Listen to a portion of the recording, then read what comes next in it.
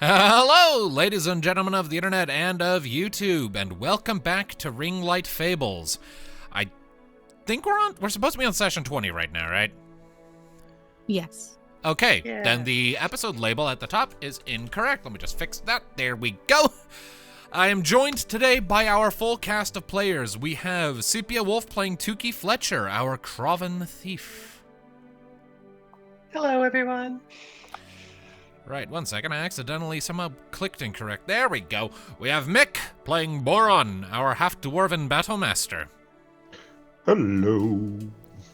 We have Willyzin playing Ludviek, our Rythari paladin. Hello, everybody. We have Goldwyn playing Minnove, our kobold bard and sorceress. Hello. Hello! And last but certainly not... Hello! And last but certainly not least, we have Impulsive playing Kari, our Crovan bard.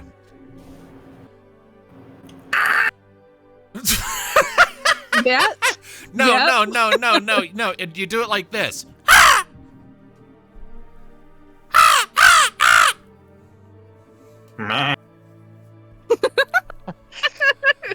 He's learning. He's learning his animals. Nay. Anyway. Nay. Bird. Anyway. I'm glad this entire session has turned into a speak and say. All right. It's a farm animal with Cow the goes, rolly. "Maa." Impulsive one. goes burr. The dog goes, Ed would play. Okay. And that's when we kill Ludviek. We're all in Okay. agreement that Ludviek dies? Unfortunately, I knew this would happen, so I poisoned the chili ahead of time. All right. So, before we get into a recap of last time and go on to today's session, there is actually something I want to go through real quick. A quick little announcement. So, I wrote a book. So, yeah, that's right, friends. If you've enjoyed the stories we've been telling here in this campaign so far, with Tuki and Ludviek and Minnove and all of them, and you're interested in this general setting, and you've listened to any of the other short stories or what have you that have been put out for the Pale Ring, like Tika the Enchanted, or The Bridge Between, or Coward's Footfalls, etc., then you will be thrilled to know that there's now an officially published novel set in the world of Oris. It's called Adernach, set in a village of the same name, and it's the first part of what I'm hoping is a long series following the adventures of a young green-scale kobold named Skunk Lanswell, who was abandoned by his kin and left to die in the woods, where he was found and taken in by a human mother named Amelia. Allow me just a moment, please, to read the synopsis off to you. Everyone knows that green-scale kobolds are the most vile, dangerous, and cruel of all dragon kin. Wretched monsters who leave little more than death and devastation in their wake. Even so, when Huntress Amelia Lanswell discovers an abandoned greenscale hatchling, small, scared, and alone in the woods outside of Adernach, she does not hesitate to take him in. Raised by humans and loved fiercely by his adoptive mother, the kobold, named Skunk, lives a happy and carefree life as a hunter and a helper at the local schoolhouse, oblivious to the turnings of the world. But when the insatiable hunger of his forgotten origins tear apart the fragile facade of his idyllic life, the young dragonkin will be forced to not only reckon with his own true nature, but also his place in a world that despises everything he is. So if any of that sounds at all interesting to you, then please head on over to anywhere you can find books. It currently comes in ebook and paperback editions on Amazon, Barnes & Noble, Books A Million, and more. Just look up Addernotch. That's Addernotch by author Brian McKee and published by Comica Press. An audiobook version is also planned, due to start recording sometime in November, but that's still in the planning stages. I'll probably reveal more details about that when it's closer to time. So, thanks for taking a bit to listen to that little announcement. It's been a long time coming with that, but you are here for Ringlight Fables, and I am not Sam Riegel, so let's get on with the game, shall we? So, I keep expecting you guys to have something to add, and you have said nothing. It's kind of wigging me out. I just wanted you to have your spiel, wanted you to have your moment, wanted you to promote your fabulous book with amazing characters. You haven't even read it yet. Yeah, but you I already ordered it. Right? When I get my paycheck in, you know what I'm buying. I don't typically read, but I'm reading. Okay. All right. Well, Out of all the people I know who have published books, this is probably the best. By process of elimination of you being the only one. Of all of the fantasy novels that have been published, this is one Sepia's of them. published a book too. yeah, that's true. Sepia's also published a book. It's not set in the Pale Ring setting. Look up Strawberries and Stones. It's probably going to show up in like the next week or so everywhere. Get it. Do it. Yay. Got 2 books to read. Excellent. Yeah, you're already here blowing smoke up my ass by listening to this. Give Sepia some love. If you don't, then we'll find you. I don't know if we'll do that. It sounds like a lot of work, I'll and I'd rather find put you. that in... Okay, you go ahead. Chill out, Liam Neeson. Where do you think Liam learned it from? Not you, that's for sure. Anyway. And he learned it from an expert. Wow. You don't know anything about me, Skij. I know you're not an You expert don't know at the that. things I've done. Anyway, we have a D&D game to get to. Yay. So, where last we left off, our adventurers, having returned from a mission into the depths of the Forest of 1,000 Rivers at the behest of one Godfried Halkus, had found themselves returning to Valreeve's capital city Asmara in a time of turbulence, for it was recently revealed that the Archcadam, the effective king of Asmara, of all of Valreeve rather, had recently passed, ostensibly of natural causes, illness, but the increase of security, patrols on the road, and the general circumstances and hush-hush nature of the whole ordeal has led many to suspect that this was not a case of illness, but a case of assassination being downplayed for the sake of stability. But all of that is far above your guys' heads, pay grade, and skill set, and so you've spent the last day or two keeping a low profile and just tending to some odds and ends throughout the city. Getting new gear, doing a little bit of flash mob show tunes out on the streets to earn some extra coin. That went very well. Probably way over-tuned how much you were supposed to get out of that, but whatever, too late now. And generally just took the time to relax, bond, and prepare for whatever your next big journey is going to be. During the course of all of this, you briefly had an encounter with Knight Commander Ballora of the Valreeve Mage Knights, supposedly a close friend of the former Archcadam, who you imagine is probably not doing so great in the aftermath of his death, especially if your suspicions of assassination are anything to go on. Nevertheless, during the night after that encounter, as Minnove tucked in for sleep, leaving a very eepy Tuki on the roof with her coat, Minnove found herself experiencing a bizarre dream of being in a seemingly endless misty wetland under pale ring light and encountering a feminine dragon comprised of mist who spoke in cryptic but gentle tones, urging Minnove to awaken the heart of the dragon that she has as dragonkin, the power that implies, and finally start to tap into it properly. Where we last left off, Minnove had taken the dragon up on this, warned that a pain was following her, as the light of the ring in that dream enveloped her senses. And we shall come to the following morning. Minnove, you awaken feeling just a little strange. Huh. Sort of She's a gonna, vibration in your chest, and it's just sort of a ballooning sensation, as if you have more space within your body than you did the night before, if only by a little. When she wakes up, she's going to immediately start to kind of feel her body and see if there's anything really changed about her, because it felt more surreal in her head, and it just felt very open.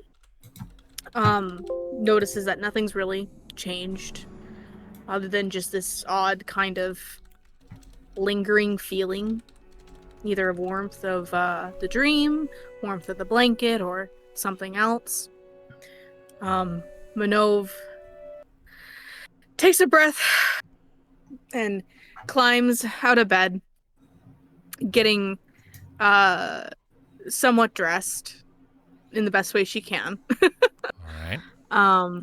And she's going to try and walk to like a kitchen of some sort to either make herself something in the morning to eat or something of the sort. All right. 1 second. My Watch Together room is having a conniption fit, so I need to open it in a different browser. No idea what's going on there. It just completely started spazzing out and wouldn't play any music. Give me a moment.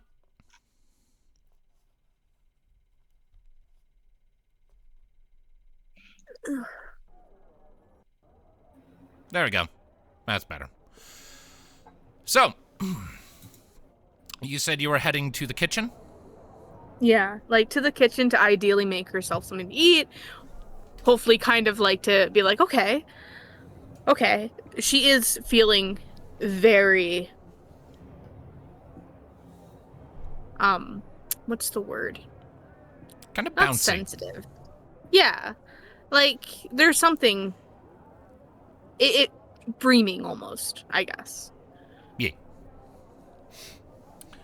Right, so making your way through the manse toward the kitchens to get yourself something to eat, you just can't shake that feeling. It's definitely weird, but you're not in any pain. No? Yeah. Feel fine? Just a little tingly and a little balloony. I have a question. Shoot. Would somebody else be in the kitchen? Yeah, sure. The Helkus estate does have a small number of sort of house servants who help out around the place, so I'll say one of them's in there. It's sort of it's a bit of an older human woman, maybe in her 50s, kind of hair done up in like sort of a crooked bun. Kind of has resting scowl face, but you've been here long enough to know that she's actually just a sweetheart who just looks way more threatening than she actually is. Name's Agatha. Resting bitch face. I guess. Yeah, kind of. I got the girly.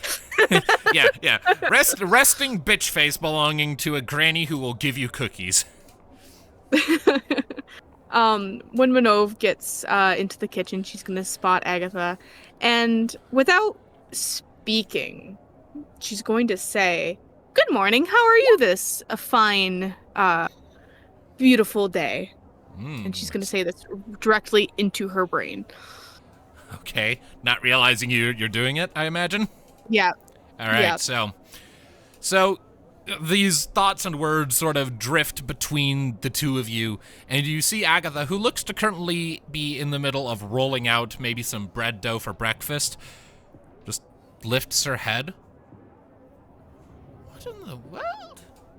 She looks around, her eyes eventually settle on you. Oh, good morning, young Minnove. Did you do something just now? No, I just said good morning. Good morning, Agatha. How'd you sleep? I slept fine, but maybe I didn't. Your voice sounded very strange just a moment ago, like it was coming from inside my head. Huh. Sorry, I must have been something. I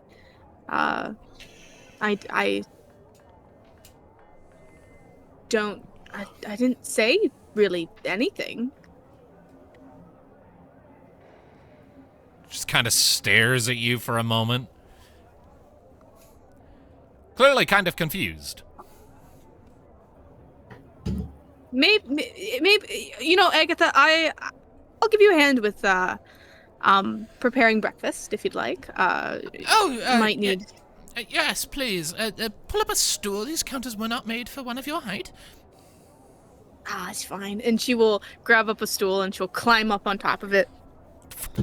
And she'll roll up her sleeves up to her shoulders. All right. And you start helping Agatha with rolling out bread dough. Do any interesting incidents happen while you're doing this, or are you just rolling out bread dough? Minnove, at some point, there will be, I'm assuming, flour or something as they're, flopping it and, kneading it. Mm-hmm. Will, splash back at Minnove, and she's going... And as soon as she does that, A firebolt right onto sneeze. the bread dough. Okay. Right onto the bread dough. All right.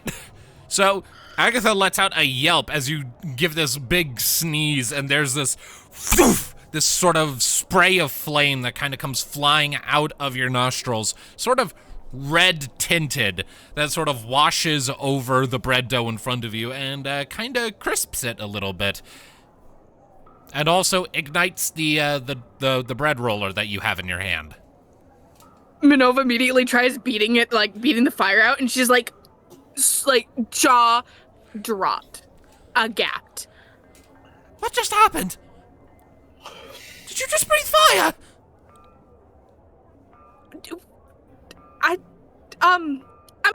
You got this, Agatha. I'm just gonna go for a walk. Thank you. Sorry,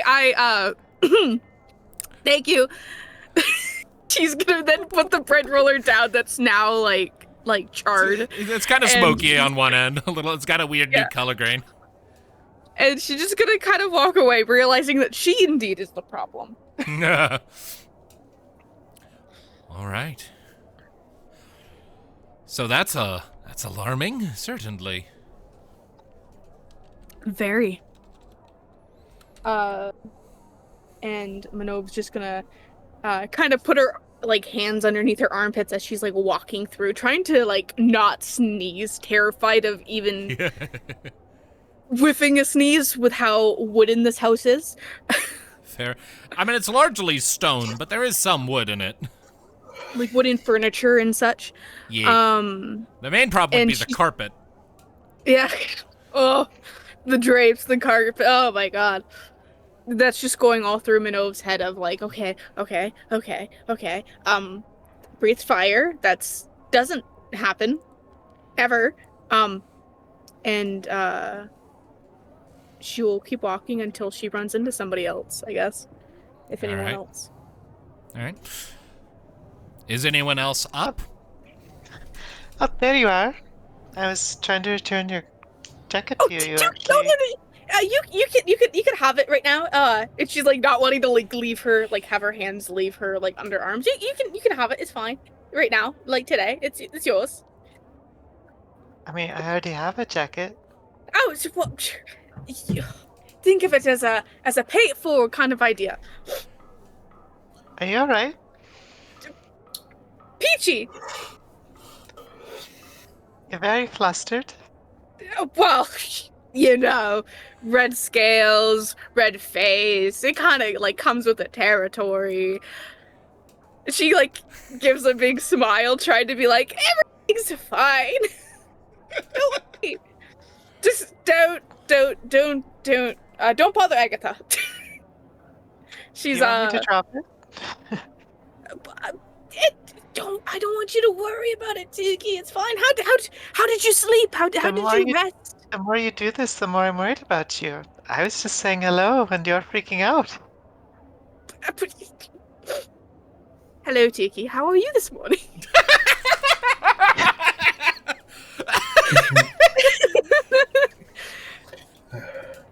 Still keeping her hands underneath her armpits, like crossing them, smiling.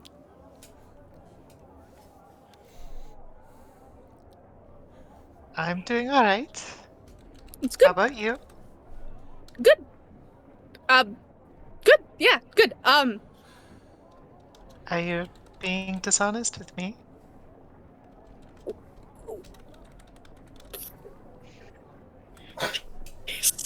Just like look at her and she's like, it's one of those pauses that obviously she doesn't want to answer, but it's obviously yes. Okay, don't freak out or worry or anything like that. It's fine. I got it under control. Magic kind of works funny. I was in the kitchen helping Agatha roll some bread. And you know, breathed fire.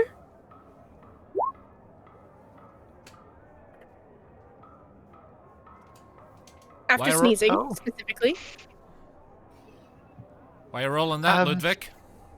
No. Never mind. Just I misclick. Ah, okay.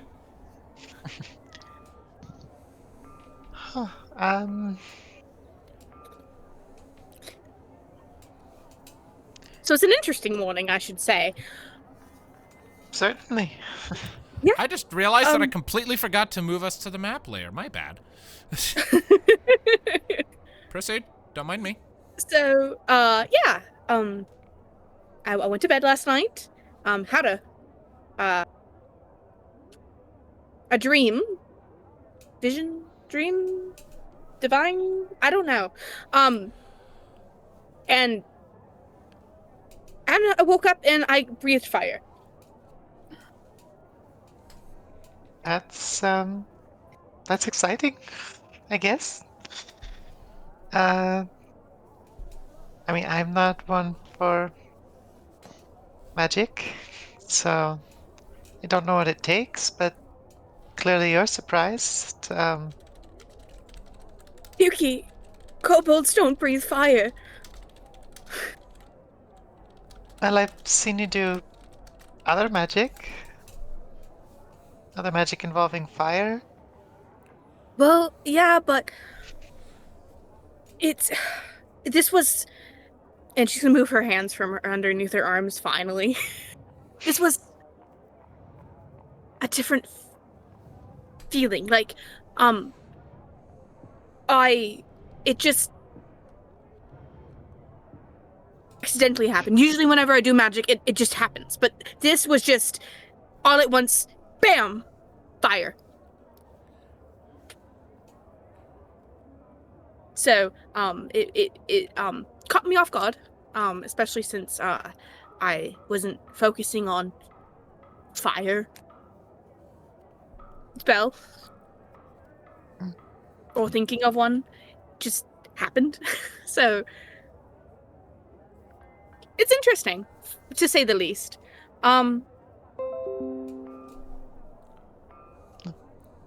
What's different? I don't know. It's like a vibration, I guess, inside my bones, inside my like being. I don't know if it's Luma just coursing. The dream I had was quite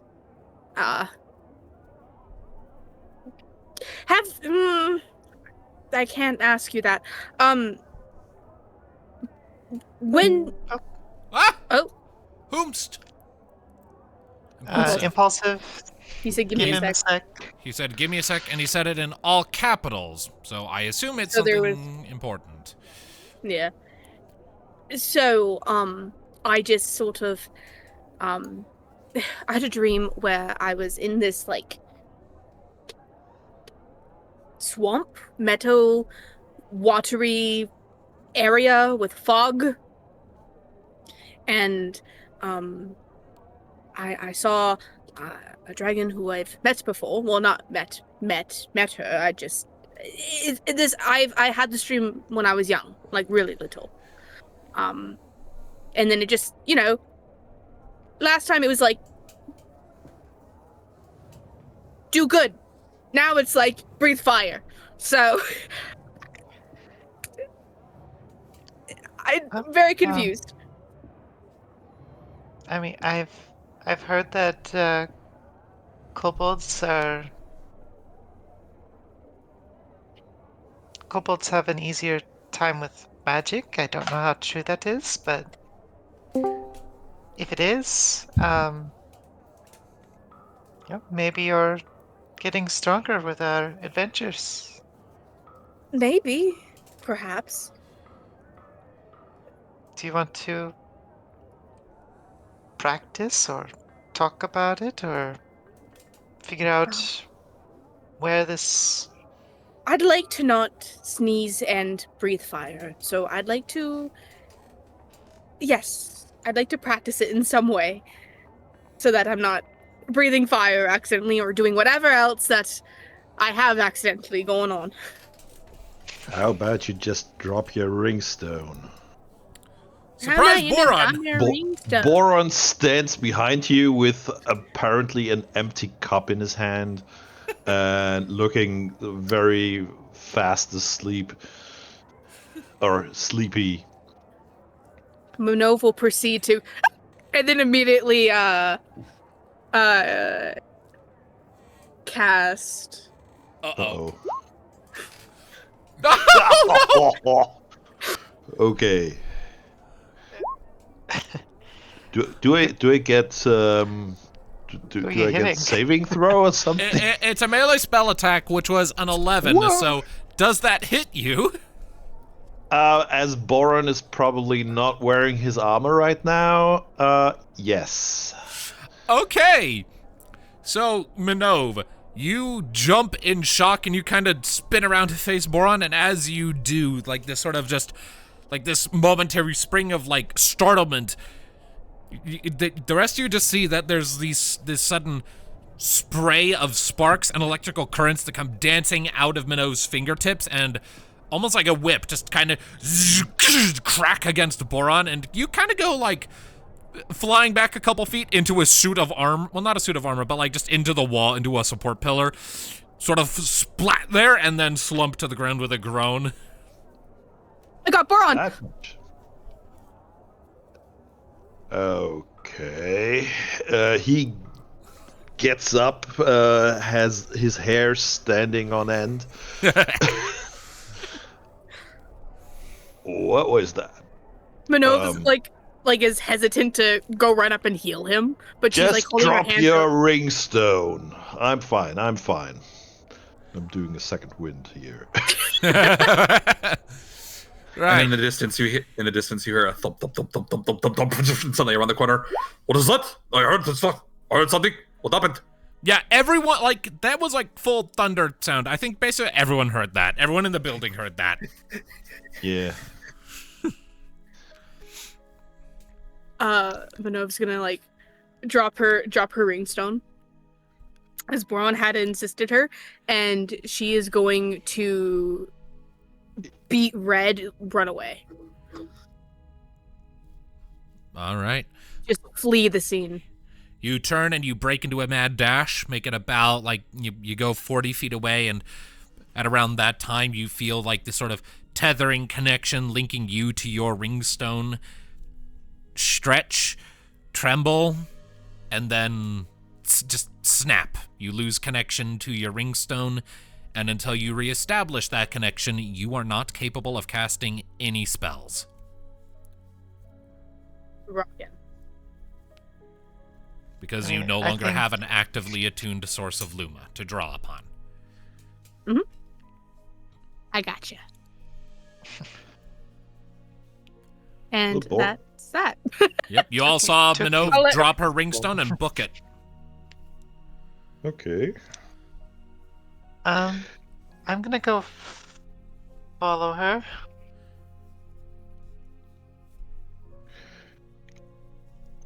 Yeah, probably a good idea. I needed that to get up, really. Shocking grasp is my pick-me-up. Yeah. He's like, I don't drop he feels energized. Well, after his second wind, he doesn't really have damage anymore, so that's fine. All right. Yeah, Tuki's gonna grab the ringstone and just follow. All right. What's Boron doing? Actually, he's gonna get a second cup of coffee or something. Yeah, the cup Or you had tea.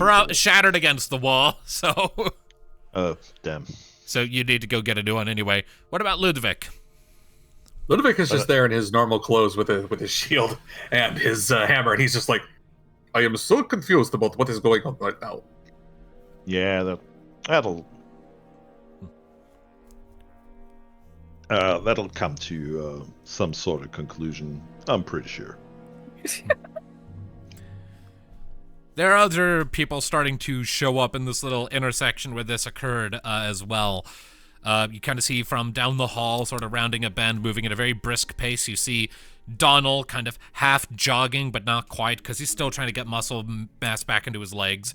Godfried kind of coming along behind him, with Tora close in tow. And Donald calls over, Weird thunder? What's going on?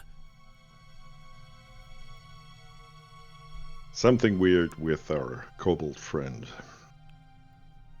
Goodness, what happened to you? You look like you got hit by a lightning bolt.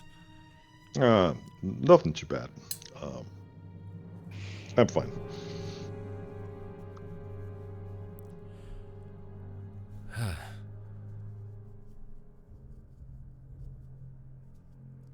I sort of fall down the hallway where Tuki followed Minnove, and Minnove, are you trying to, like, hide or something? Minnove's trying to get as far away from the estate as possible, embarrassed and upset that she had hurt someone, in the sense of, like, she's just trying to get away, figuring what's the fuck's going on. All right, in that case, if I could have... Give me a second. I'm just double-checking something.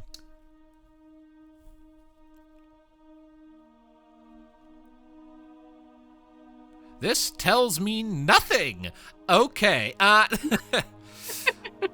If you two could just make raw dexterity checks for me, please.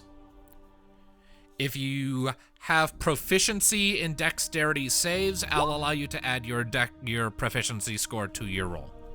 Okay, so mine's a +6 dexterity save. Which would therefore make it... So instead of the 3, it's a 6. So that would be 15 plus 6 plus 1. Okay. So, I would Minnove like to argue I'm faster. True, but this is a case of, like, Minnove is booking it. So, there's like an active contest here. Tuki might be faster, but Minnove got a head start on you. And is, like, actively, like, in a flight state, so Minnove, you'd absolutely get quite a head start on Tuki as you just kind of scramble out, I assume, like a window? The nearest way that she could get out that was, like, the most convenient, but also, like, she obviously did not want to be there any longer than she needed to be. Sure. We'll say you take like there's like a little side door that leads out to a little patio that looks out over a backyard that you easily sort of scamper out of. A couple of people working in like a nearby sort of kitchen space sort of scamper back, but oh goodness, as you go darting past, you go rushing out into that backyard, circle around until you can kind of just vault over the fence surrounding the property, I guess, and just book it out into the streets.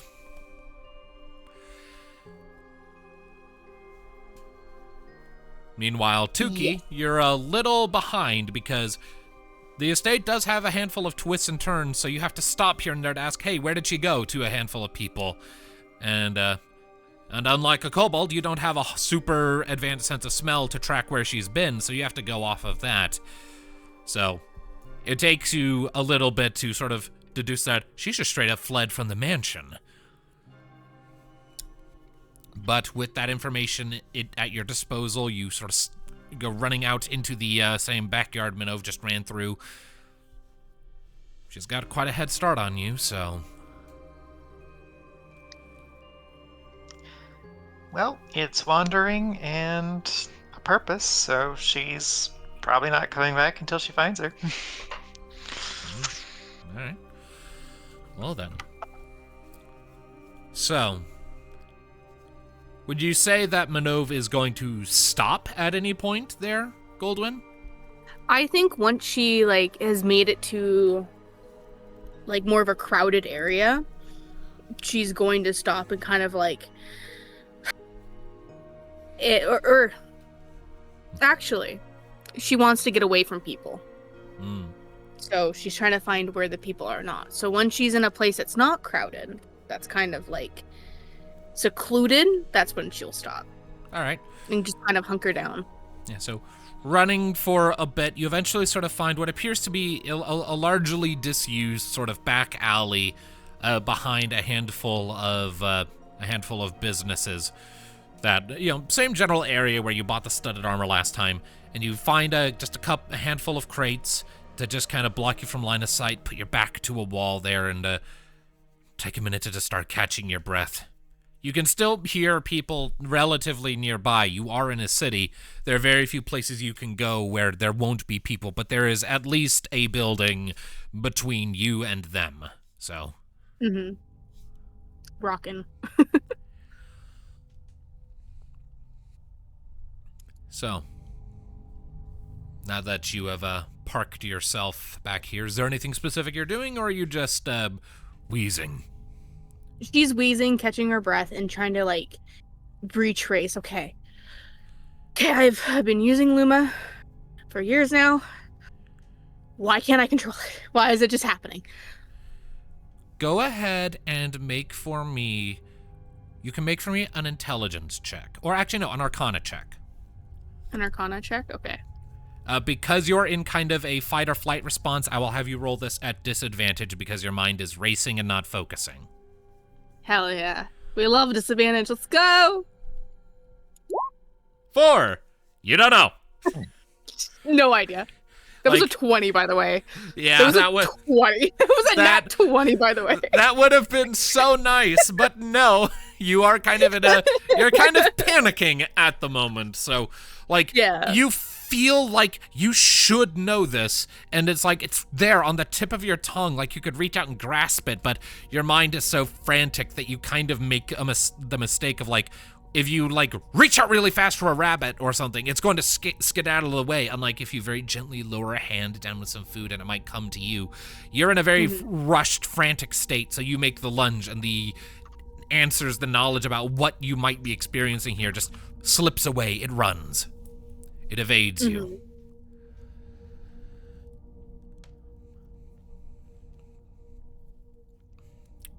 So the kobold is having a panic attack in an alleyway. Good to know. We got our panic attack scene, guys. Yeah. So, Tuki. What method are you using to try and track Minnove down? I think she would try to use some logic deduction. Like, she ran. She wanted to get away. She just hurt somebody, so she was probably going to avoid crowds. But beyond that, I don't think she knows what else to do, so an investigation or survival to track her as best she can. Okay, investigation or survival to track her. If you want to ask people if they've seen her, you could make a persuasion check, and if that's successful, it would give you advantage on your investigation/survival. Sure, I'll try persuasion. All right. Hey! Funny. So, as you sort of go through the streets, eventually your eyes do actually alight on someone who, like, you kind of feel yourself relaxing a little bit. If anyone will actually hear your plight and give you a direction on this, you found them because you have found a Kraven woman, sort of with a kid, like a 7-year-old, sort of hands held as going through the streets. So, you know for a fact you're not going to get shoved aside by this person, at least not likely. Hello, excuse me. Would you happen to have seen a kobold? Red scales? And she answers you in whistle tongue. Yes, we have, actually. Could you direct me to her? She's my friend. Of course. She turns and sort of points. She went that way, down that street. I lost sight of her at that point. I deemed it probably not wise to get in her way. She's just having a rough morning.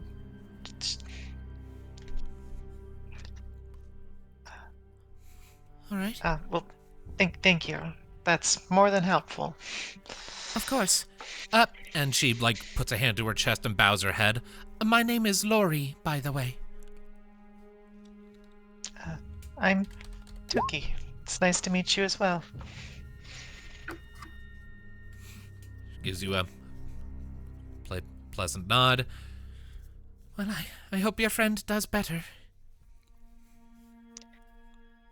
Me too. Thank you again. And Tuki's going to take off. All right. Go ahead then and make me either investigation or survival with advantage. That is an NPC I was going to have show up last session, but never saw a good opportunity to do so. So I got to squeeze her in here.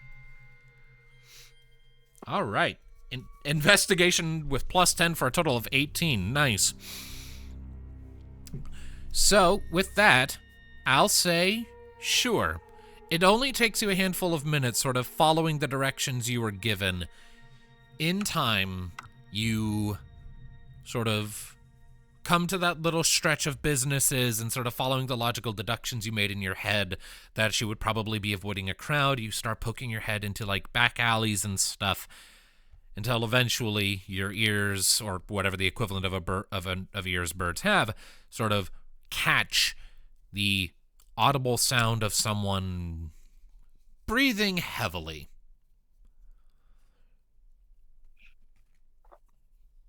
And you recognize the voice as being that of Minnove. She'll turn down that way. Probably try to be quiet. All right.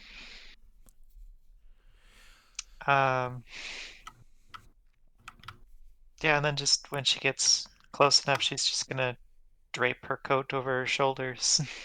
All right. Once the coat's over her shoulders, Minnove's hands are like head is in her hands as she's trying to like calm down and like de-escalate her current mood. And once she feels the familiar weight fall onto her shoulders, she's gonna look up and see Tuki and go, "Oh, sorry. I'm sorry." You don't need to be sorry. Boron said that was better than a cup of coffee. She's gonna there's gonna be a very weak laugh, but you can tell that it's very like a stressed kind of nervous laugh. Well, at least he got joy out of it.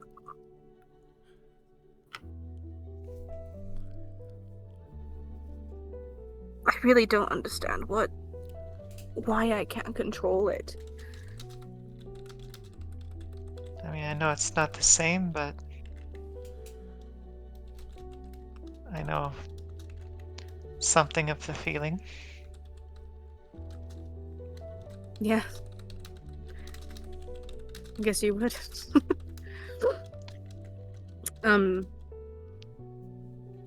She's gonna... I don't know how to fix it, but as we talked about last night, I wished somebody had followed me. She gives a very sympathetic smile and scooches over as if to be like, "Come sit. If you want." Yeah. Tuki will sit, an but like invitation. she'll definitely have like, yeah, Tuki will sit, but there's gonna definitely be like a knee bouncing. It's like, I will park my butt here, but my butt does not like being parked, so I'm gonna keep the engine going if it's all the same to you. Minnove's gonna look over at Tuki. I'm scared of it. I know it's lightning and fire, and it's just lightning and just thunder, and I know Boron's like I said, it's fine, but if I can't control this in a situation when we need it, then I don't know, it doesn't feel right to, well, it doesn't feel very responsible, I guess, to carry a ringstone around.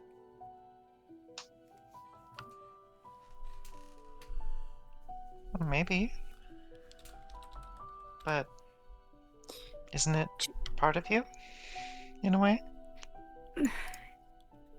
In a All way, these but things that you've learned and have done? Never being able to do them again? in a way, yeah. It is part of me. Did was you actually give up my- the ability to save lives I just mean, because you might hurt someone? no, I wouldn't want to give up the ability to save lives. But definitely not right now in the current status, I guess, of how once this feeling is gone, then I think I might be able to trust myself more, I guess.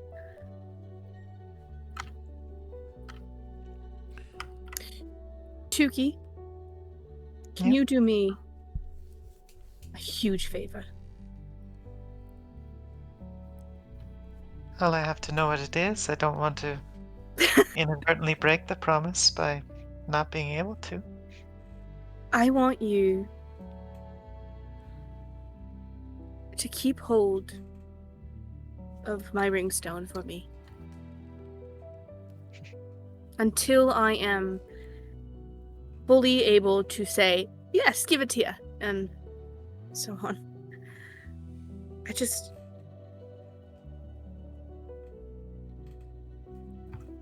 It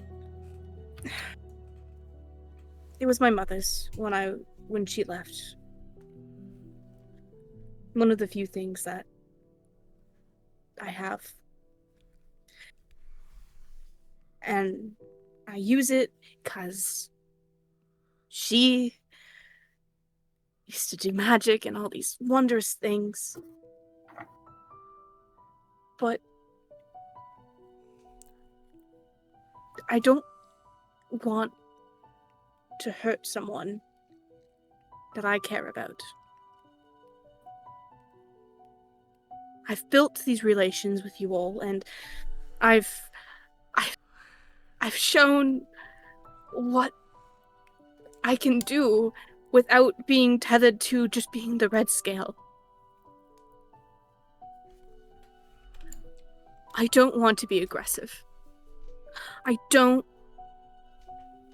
want people to fear me. So, please, Tuki, can you keep my ringstone safe for me until I can at least sort whatever the hell is happening?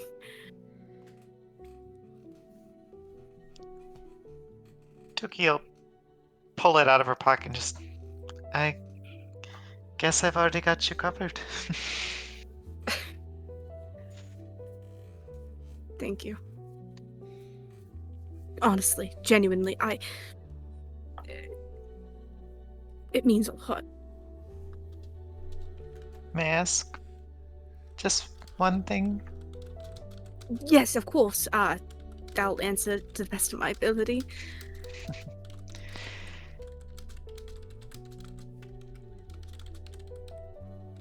You are who we have come to know you as.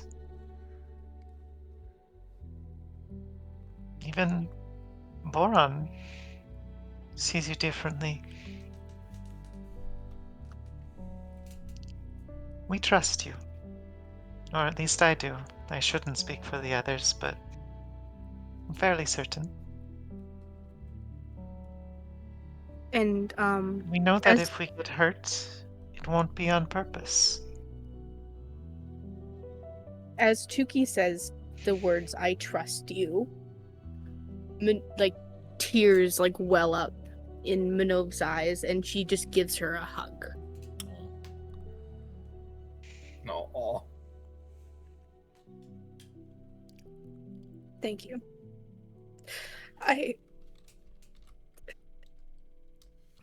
It means so much. And just a crybaby.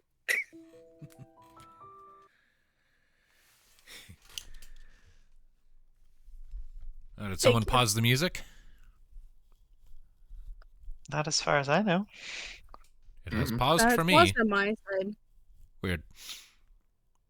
It paused for me too. I mean- Weird. It's paused, I just didn't know if somebody chose to pause it. Weird. Either way, I was going to change the music anyway, so it was well timed.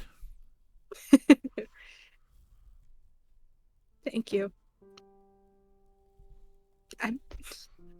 And Minove's gonna pull away from Tuki from the hug and be like, "Oh, I've gotten your clothes all wet and I can't cast. I don't think you know how many rainstorms this jacket has gone through. Well, it just witnessed the Minnove rainstorm, so. And I'm sorry, I can't cast prestidigitation to make it go away, so it's just gonna be uncomfortable. Well, like I said. And she'll just wiggle the ring stone up for a second. You know, if you wanted help, we could see if the Magi Academy might be able to look into some things for you. You know, that's really smart. I don't think I get enough credit for that sometimes. You are very smart, Tuki. It didn't even cross my mind, honestly.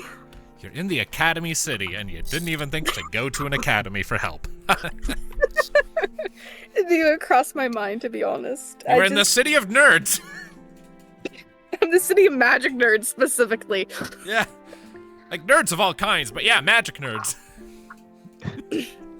Well, you did have a rather startling morning. Whatever happened in the kitchen and, helping Boron wake up. And now a fairly impressive run. It's been a full morning. I'm honestly shocked about how far it went.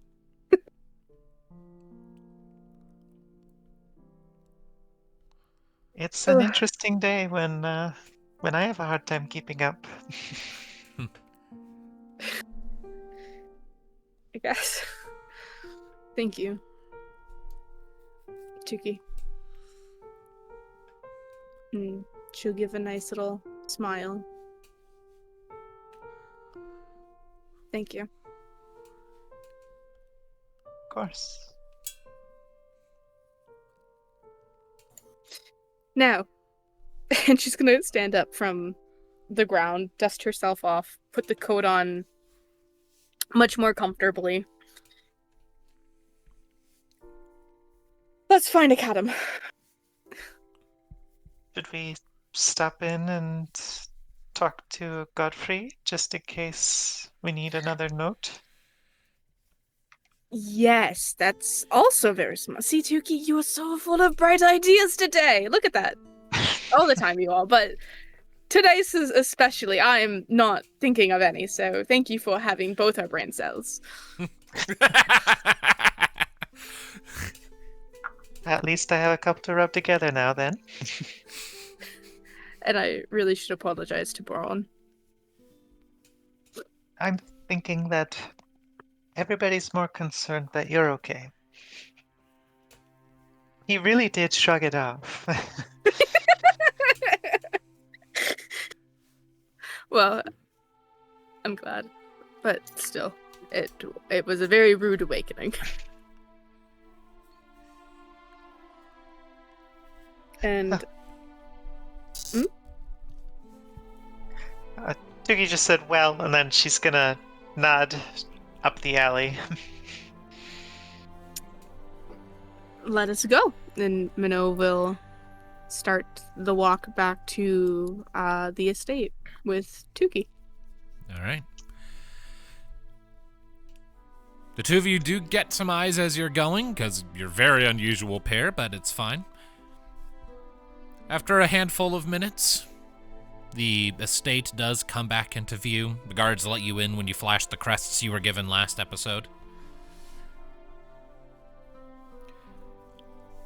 You're admitted through the front doors easily enough, and where have the rest of you who have not been here for this heart-to-heart been in the meantime? Have you just, found one of the lounges and just been waiting? How early in the morning is it? I would say that, it was, at around normal wake-up time when all of this started. And they were out there for a while, so I'd say it's, if you all got up at, 9 or 10 in the morning, I'd say at this point enough time has passed that it's maybe, 11 at the latest. It's been maybe an hour in universe, maybe a little more. If Kari could sleep through a thunderclap inside a building, I'd be surprised. Oh, yeah, no, Kari was absolutely woken up by that. If he was still asleep. Oh, yeah, probably just sitting around and waiting. All right, fair enough. Yeah. Ludviek probably just, made sure that Boron was actually okay. Yeah, He just had his breakfast, and then he went outside to work on the cart again. All right. Alrighty. Well then. So, Boron's working on the cart. Kari is just hanging out in a lounge. Where's Ludviek parked himself? Ludviek has joined Kari in the lounge. After Boron insisted, probably. I assume Boron probably just, waited up, I'm fine, I assume. Yeah, more or less. Alright, well then. In that case, we'll have it be Tora who greets the two of you at the door as you come in. As you come up to the door, push it open. You see Tora not far away. Looks like he's currently in the process of just thinking about something, really. Just standing there with his walking stick. Looks up as you two come in. Oh, you're back. You gave us all quite a scare. He looks to you, Minnove. Are you quite all right? You ran in such a hurry. I'm fine. Better now. And she'll look over at Tuki. Yeah, and back to Tora. I'm better. That is good to know. Surprised. So are the rest of us. We weren't expecting to be startled by a thunderclap indoors. What happened? I wish I had the answer for you there, Tora, to be completely honest. I barely even know, so. I see. Well, as it is. I'm sorry, I didn't mean to interrupt. You first, by all means. We were hoping to maybe look into it. There's a Magi Academy not far from here. Just thought it might be a good idea to see if maybe Godfrey could give us a note to talk to somebody. Well, frankly, the family crests you've been offered would probably go a long way in handling that all on their own, but a note certainly would help at the very least. It's rather fortuitous that you would want that regardless, because, and his eyes sort of settle on you again, Minnove, he wishes to speak with you at your earliest convenience regardless. Me? Yes, you. Yeah, of course. I guess it's a good thing we'll go talk to him yes. Yes. Yeah. Very well. Right this way then. The rest of your friends may wish to be present as well. I get the impression they're going to wind up involved. I'll go fetch them. You go on ahead. And thank you, Tora will head off to go and start. Her. Right. You give a little bow, Tora returns it, and then goes ambling off to gather up the rest of the party and send them towards Godfrey's office. And Minnove and Tuki, I'm assuming, will be ahead. Sure, I suppose so. If you want to wait for the rest of the party, it's up to you. I mean, I'd wait for them, but Minnove will be looking at the ground. All right.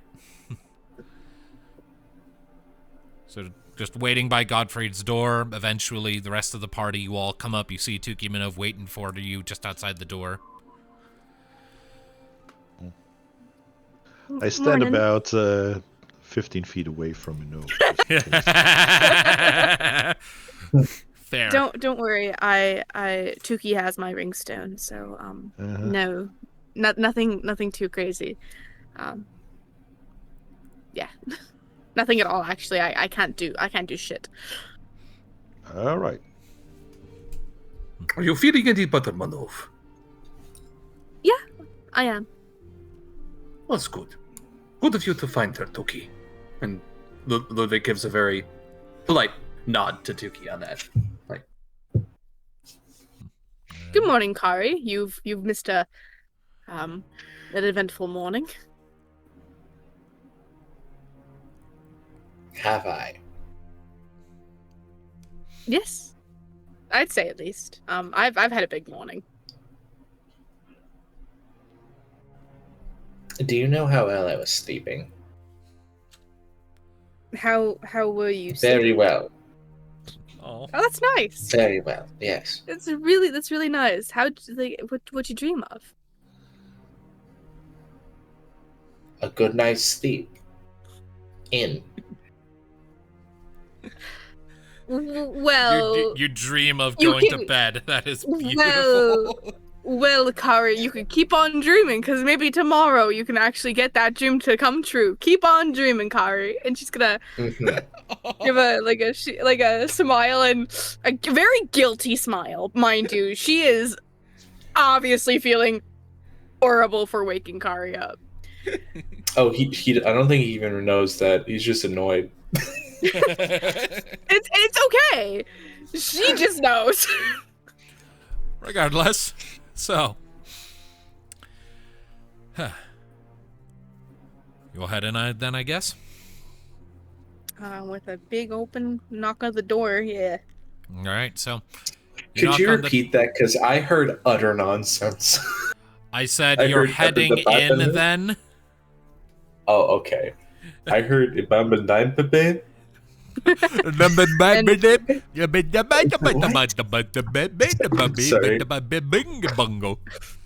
With a big breath, with a big sigh, Minnove's gonna knock on the door. All right, you hear from the other side. Enter.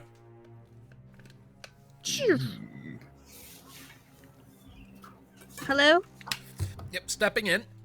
Sorry about that, I was taking a swig from a thermos.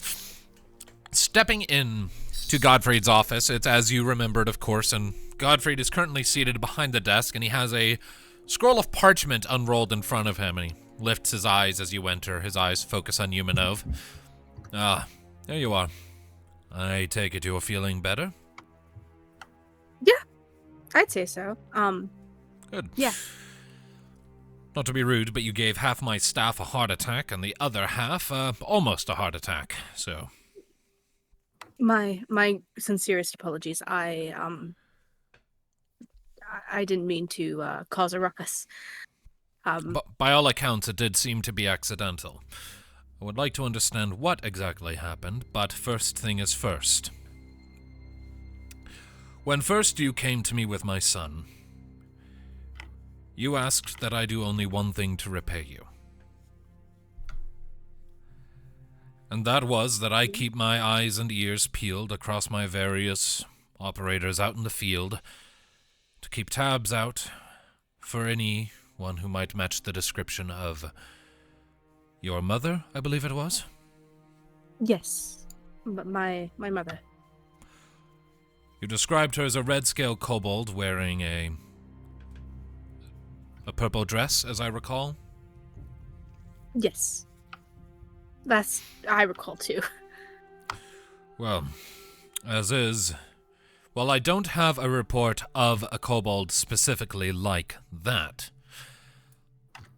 One of my contacts to the south has written in that there has apparently been a very large increase in dragonkin activity on the road between here and entering.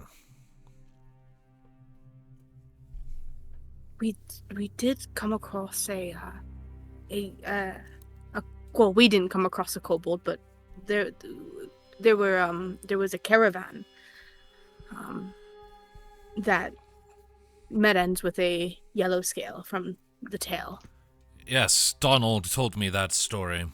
He laughed a lot while telling it, but now I'm not so sure it's anything to laugh at. Yes. That's far from the only sighting of kobolds in that area. There have been several, to the point that it's causing severe unrest in several of the outlying villages in the region. Antarine is a large walled city, as Mara is a large walled city. They have nothing to fear, but smaller settlements along the lake shore, or along the riverbank, or out in the woods, they enjoy no such grand protection. They rely on patrols that don't always come their way. Out of the way, remote as they are, without much in the way of export, they don't enjoy as much protection as they should. So they are isolated, exposed, vulnerable, and therefore afraid.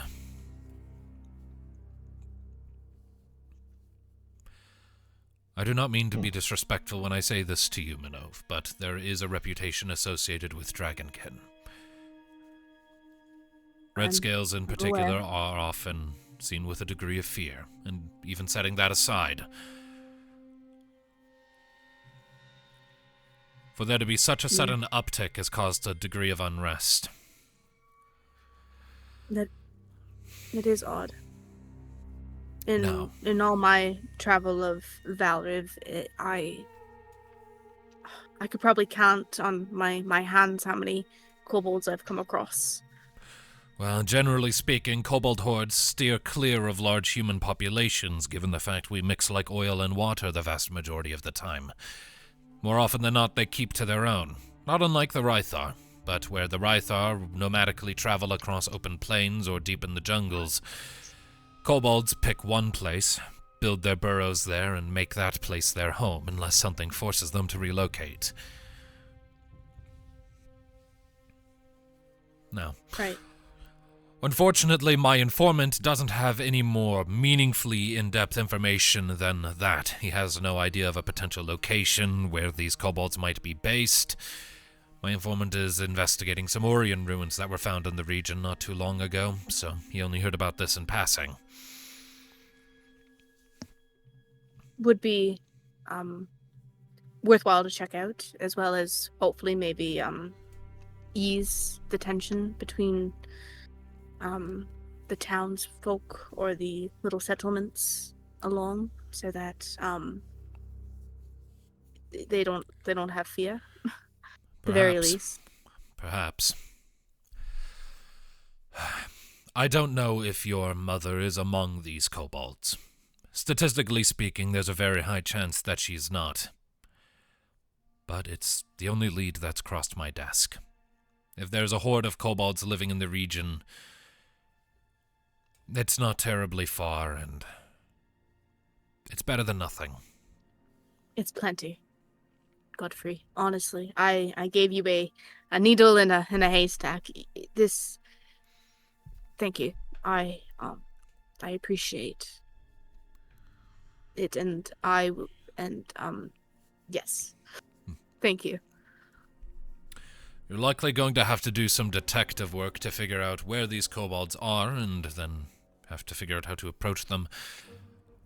I want to make sure you temper your expectations about this. Tempered.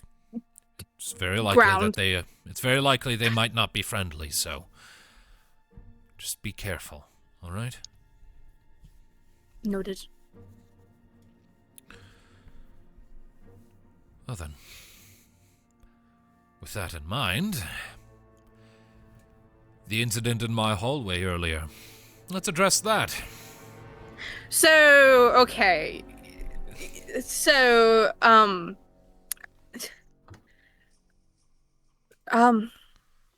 do I just gonna look up to Tuki. And then Boron. So this morning I woke up from a dream. A very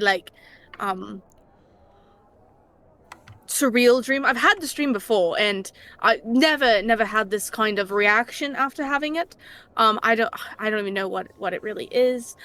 It's very much like a visionary kind of dream, but it's it's definitely like a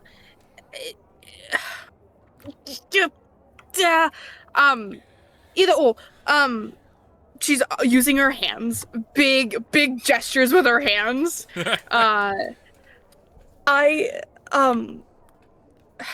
woke up. TLDR, I woke up. And, started feeling vibrations within, I guess, me, or like I felt funny. It felt weird waking up, and then I go to help Agatha. I love Agatha, such a lovely lady. You should definitely give her a raise at some point. She's so sweet. Oh, she's gotten several, but go on. I love her. She's so sweet. I go in there, and she kind of like looks at me funny, and then goes back to what she was doing, and I'm like, okay, whatever. And I offer to like help knead the dough, and she's like, sure. I pull up a stool, I knead the dough, and then as I was flopping the dough back onto the table, the floury table, you gotta have flour when you need dough. I sneezed and fire, and then I ran away because I was all worried and I was concerned. And by the way, you might need to get a new rolling pin. We have plenty. Perfect. So anyways, so then I walked away, bumped into Tuki. Tuki and I kind of talked a little bit in the hallway. Boron scared the shit out of me.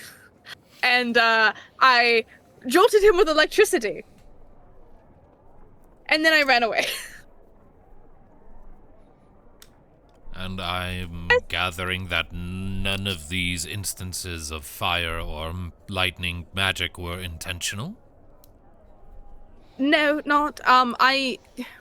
Whenever I cast a spell of some sort or do anything of spell related with Luma, I have to think about what I want to do. Like if I want to levitate something or lift something or help a friend, I have to actively be like, I want to help you, I want to lift this, I want to do this, I want to do that, I need to see it, I need to do it. But this was just, it just happened. Like it just was on reaction. There was no thought, it was just that. Like nothing really. I ended up giving my ringstone to Tuki until I can get this sorted out. So right now I promise you, no more mishaps, no more fire, no more anything of the sort. But I gave my ringstone to Tuki, so we're great. Ludviek ponders aloud. I may not know much about kobolds, but could this be latent thing of magic? I know a fair few things about magic myself, but I wouldn't claim to be the most accomplished mage. My understanding about magic is that it is directed by description, not intention. Dragonkin, kobolds and dragons, they're the only ones that violate that principle and are able to cast by will alone.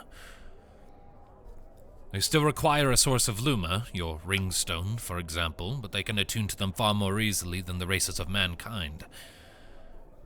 Where we would need an entire day of meditation on a stone to be able to use it, you only need an hour at best.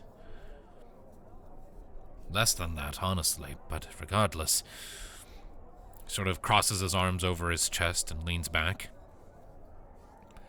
If your magic is spiraling out of control, happening in the instant without you directing your will toward it, I don't know. Most living creatures have a degree of Luma built into them. We are born with it. When we attune to a ringstone, we are joining the light emitted by that ringstone to the tiny flicker of that light that radiates from within ourselves. It is the reason why we need ringstones. The Luma we have within is too small to actually facilitate casting spells. What this implies to me, perhaps your inner supply of Luma has grown somehow. I don't know how it is that could be possible. Or perhaps there is something wrong with your ringstone. Maybe it suffered damage, or a fault of some description. Or there was something wrong with your link to it, and it was reading emotional spikes and simple autonomous bodily responses as instructions to perform a spell. Kobolds don't usually breathe fire. I get the impression that what happened is whatever you did manifested as flame when whatever spell you accidentally cast was triggered. Could, yeah, makes sense. Go on. I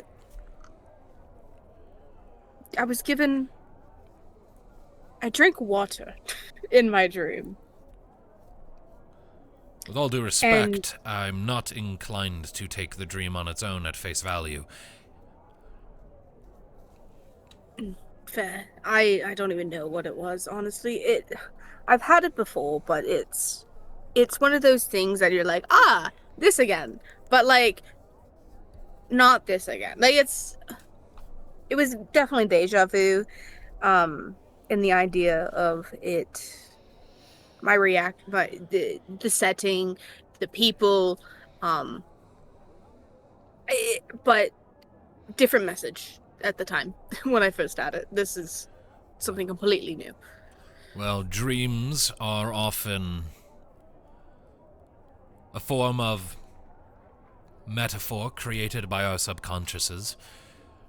Unfortunately, that is one area of the mortal mind I am not very well suited to interpret. I'm more of a historian than a psychologist. Fair enough. I'm neither, so I can't put my foot into any of these places.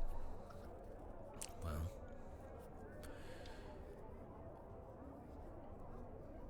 but it's definitely a good idea of what could be what the issue would be. I don't know. I'm just not trusting myself with my stone quite yet. Well, you're about to say something? I wasn't about to say I heard someone inhale as if they were about to start talking and then stop. It sounded like Mick. That was unintentional. Okay. Well, regrettably, there's not much I can do to help you here. But, I do have a request. So I can get some more help, I guess, to understand this. But we definitely will check out, she's gonna turn to the group. You guys okay if we check out some kobolds on the road? Would be my first time. Why not? If there are people in need of help, then we shall help them. Very well. Well then. Cool. When we get... she's gonna lean over to Tuki. Should we do that now, or should we get the... Well, no, we want it... could we get a letter of, to the, for the Archcatum? Oh, not the Archcatum. That's, for... The Academy? The Academy, yes. The Archcatum, unfortunately. R.I.P., buddy.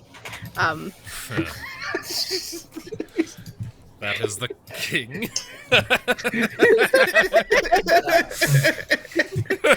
R.I.P., may he rest well. Yes. God.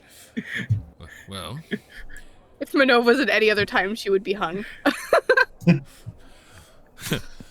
I assume you said Academy. Yeah, Academy. Well, the family crest I offered you should do a great deal of heavy lifting, but I could write you a quick note to refer you to the mages there. One moment. Pulls out a scroll of parchment, unrolls it, starts writing a few things down. Once it's done, he sort of tears off a strip, hands it over to you. There you go. If you bring that to the Central University, there's a good chance they'll let you on to go to consult with someone. Perfect. Thank you so much, Godfrey. Of course. And she'll bow down, and she'll look at everybody else. So,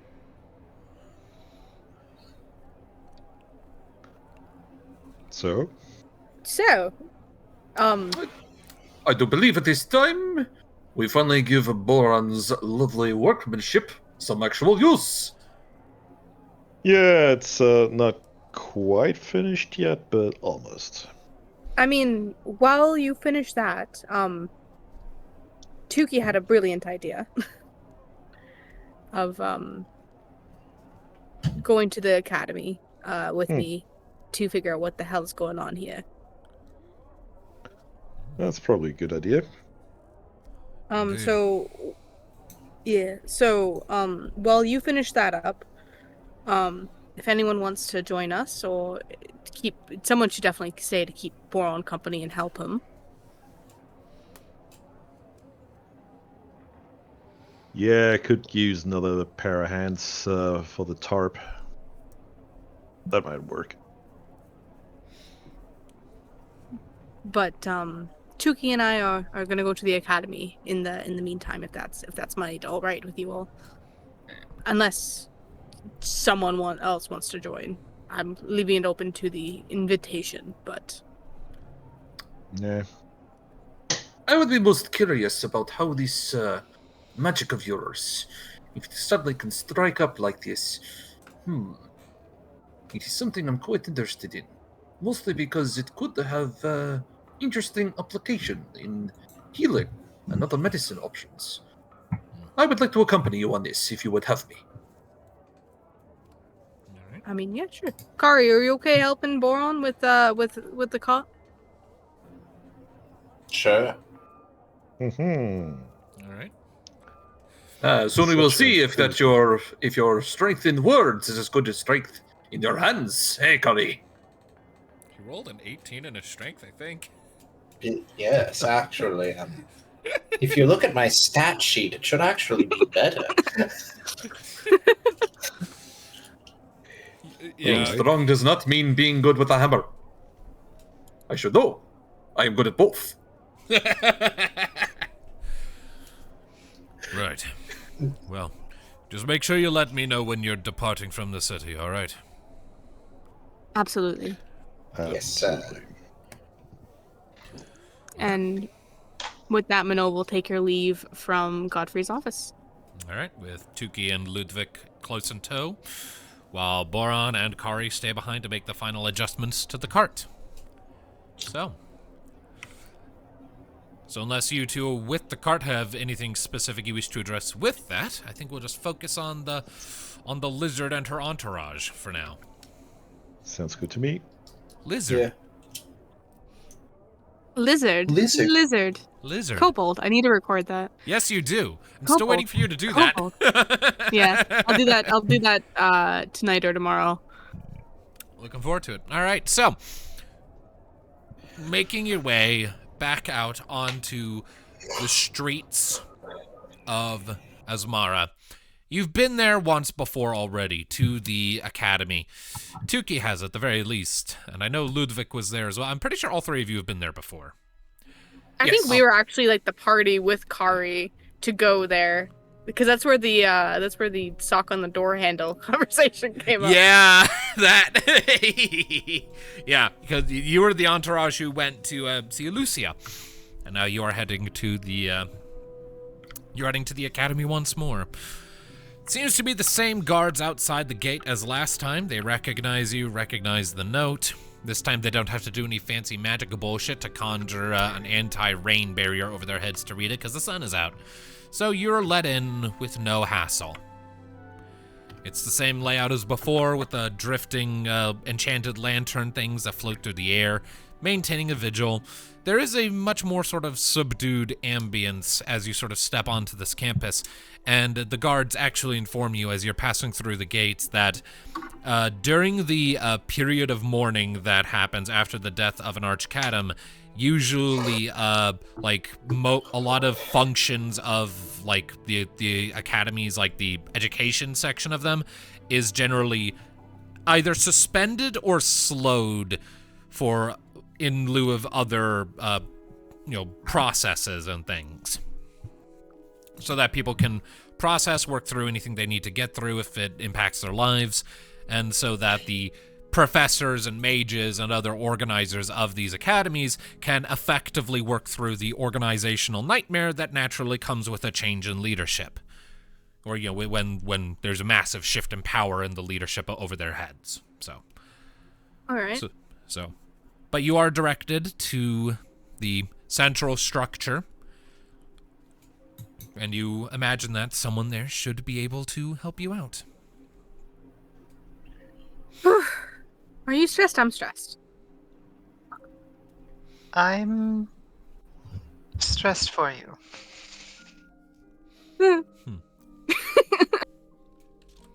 So we'll go over at Ludviek, who is just kind of looking on his own. I'm like, okay.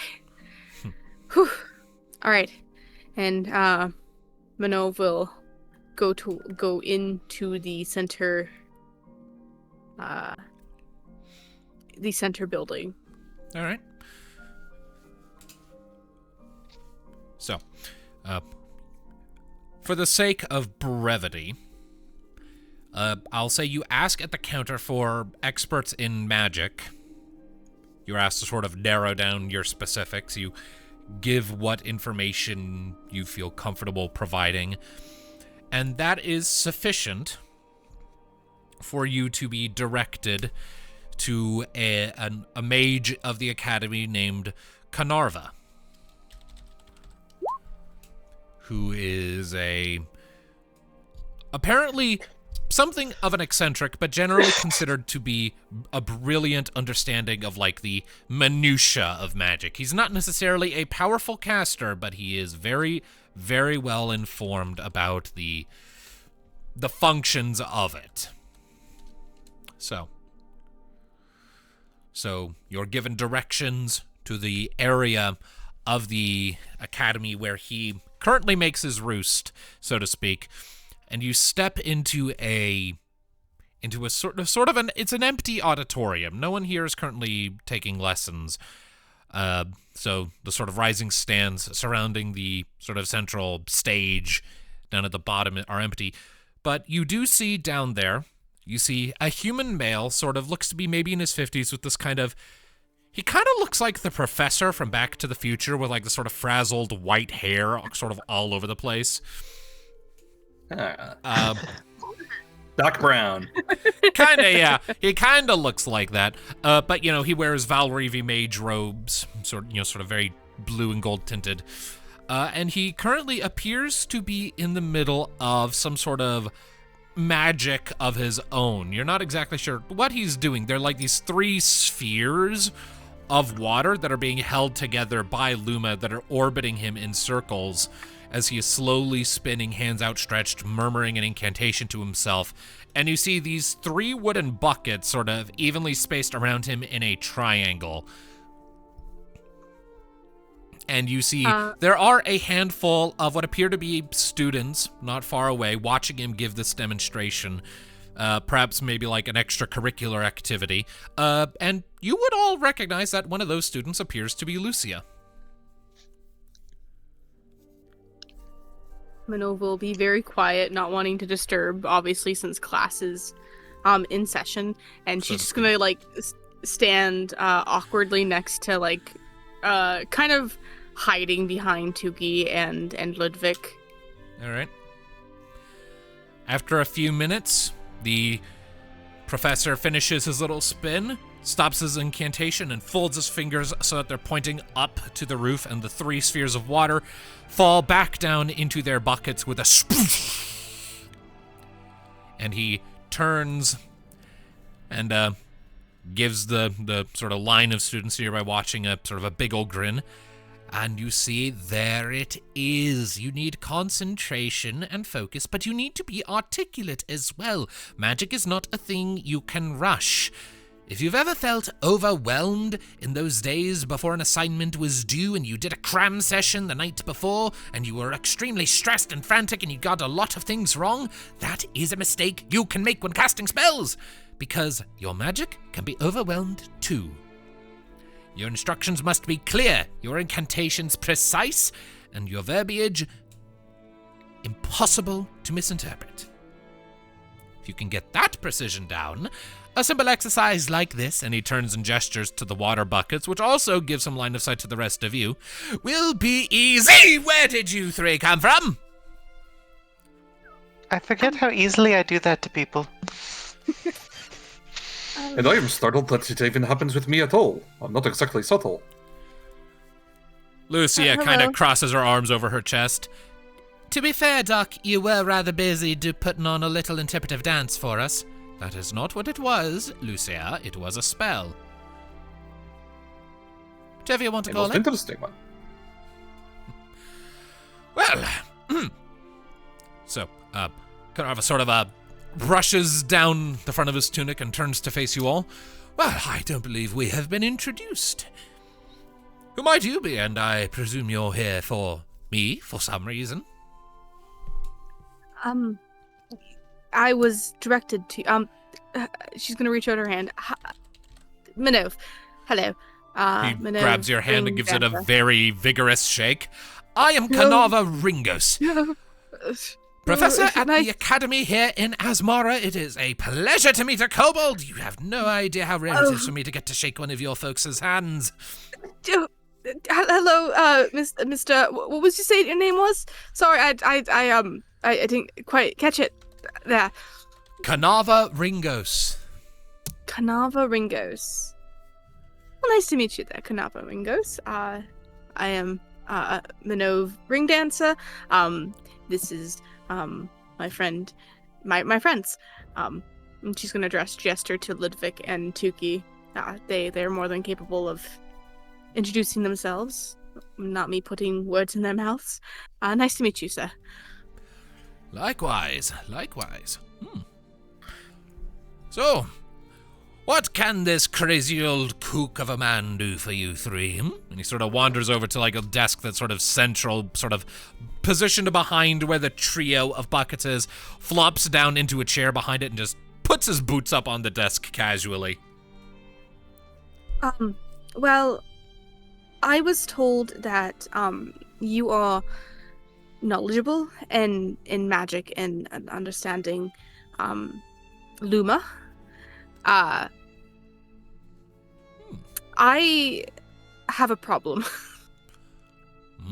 Well, I'm all ears. I am casting magic as a reaction, not really as a will or a thought. It led to a most shocking experience this morning. Quite literally. And fire. He's done enough about it. Yeah. Thank you. Yes. Well. I ended up disconnecting and attuning from my ringstone as a result. So I can't really perform anything for you physically, just that that I don't. I'm sorry. I just. Ludviek just places a hand on her shoulder and says, like, take your time, Minnove. It is all right. Yes, Take a please. deep breath. Take your time. Start from the beginning. Walk through the whole thing. I can't help you if I don't know what's going on, after all. And he sort of nods over to his students. And this will be good for them as well.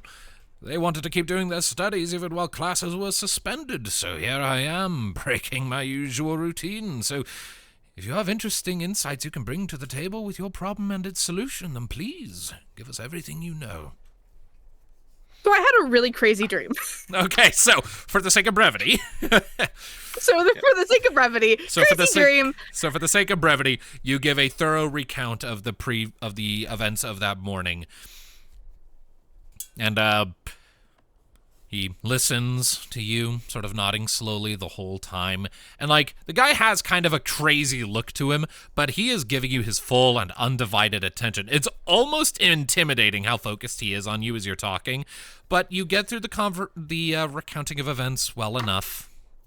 And all of this was preceded by a dream, you said. Yes, some sort of dream. I was sleeping when I had it. So I mean, that's how dreams work, yes. Assumably that's a dream. Yeah, generally speaking, if you start having dreams when you're awake, it's because you ate something you shouldn't have. Yeah, had a few of those before, but this one was legit. Well, So, you had a bizarre dream in which you were coaxed into drinking water by a misty dragon, at which point, when you awoke, you felt tingly and ballooned up from the inside, and magic just started spontaneously happening. Yeah, pretty much.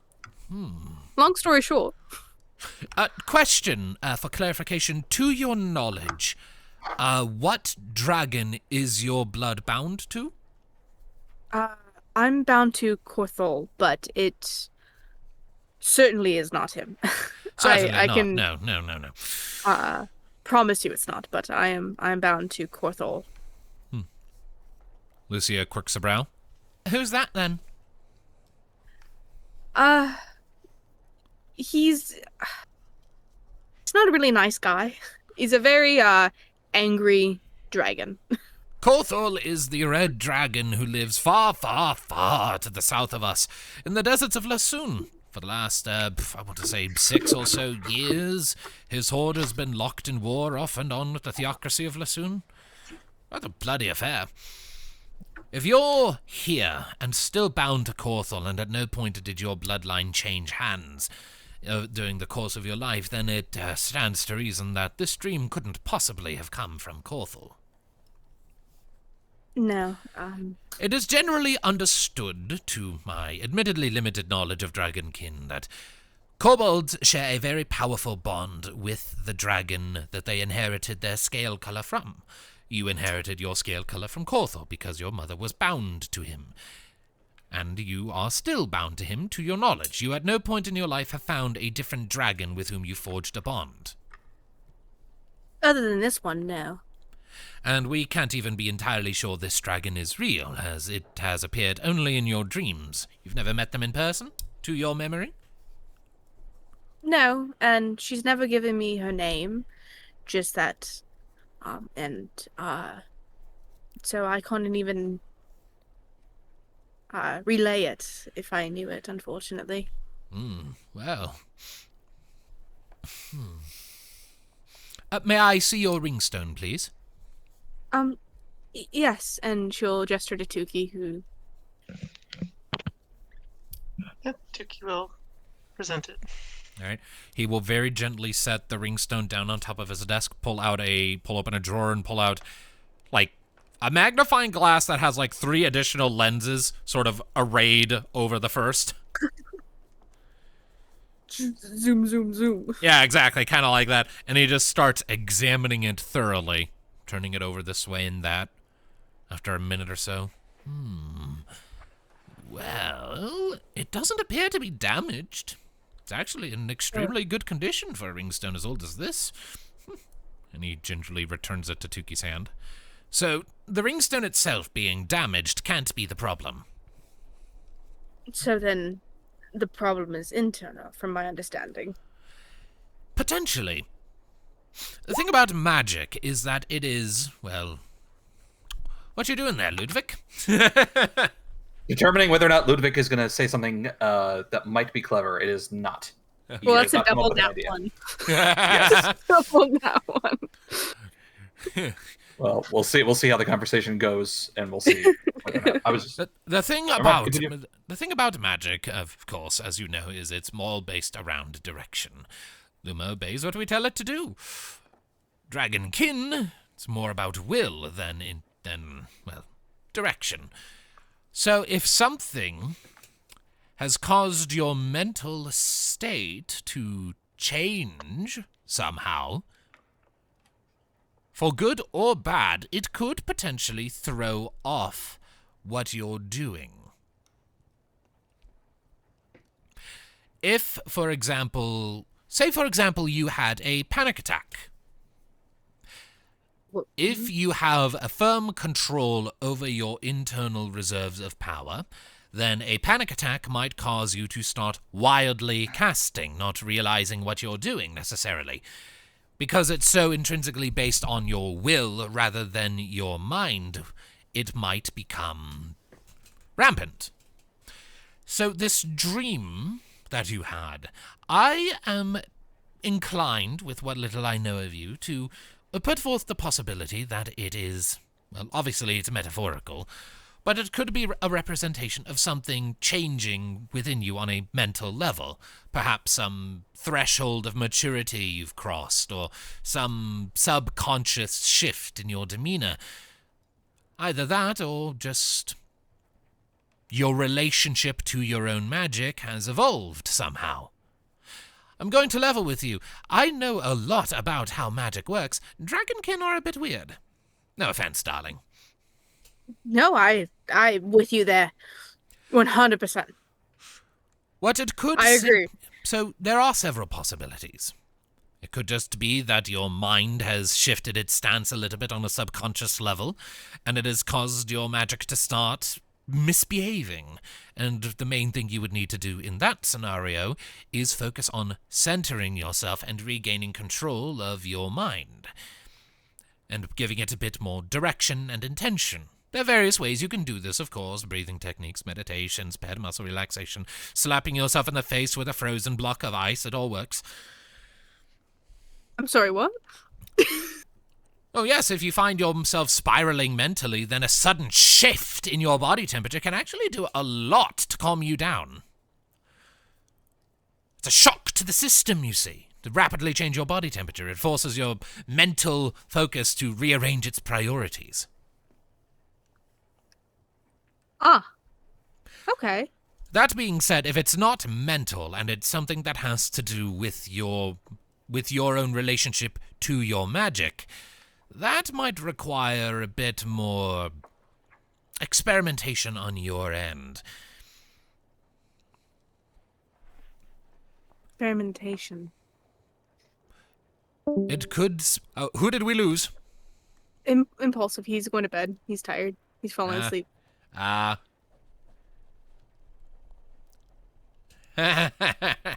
Okay. Unfortunately, we have lost Impulsive again. I get the impression he's been having a hard time or something of late, if he's having to dip out this early. Oh, he works on Fridays now. Oh.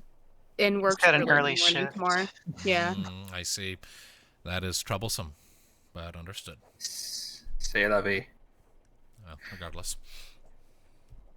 So, outside of that, the main thing I can think of is that you say you felt tingly and like you ballooned. Yeah, I would, yeah. Well then, in that case, do you feel that way now? Well, I'm not, connect, but, can I do, I mean, sort of? Yes, I'd like to say. Not as strong, I guess. Well, then, what it could be, following this thread, it is quite possible that whatever this dream was a metaphor for your internal Luma reserves changing. It can happen from time to time. Some mages experience an affliction called Luma sickness from time to time, where they make aggressive use of their magic over a short period of time without properly working up to it. It's like abusing a muscle without doing warm-ups first. It becomes sore, agitated, but it can also lead to that muscle growing significantly. Painfully, but significantly. So, it's a similar deal with one's internal reserves of Luma. It's very, very limited on its own, but it is magnified many times over when we have a ringstone we're attuned to. Have you been using magic in abundance over the last few months? Yeah, I'd say so. Well, that could... You did have to put to sleep that water drake in a stressful situation. Yeah. What had part of it to do with it? I wouldn't just say that. I mean, I've casted spells to help friends. I've casted sleep on Tuki a few times to help her with her rest. I've casted sleep on the horse. I've casted spells to clean up. I've I So did a you lot are- of magic. You are very, very active in using your magic. So you are very, very active in working that muscle.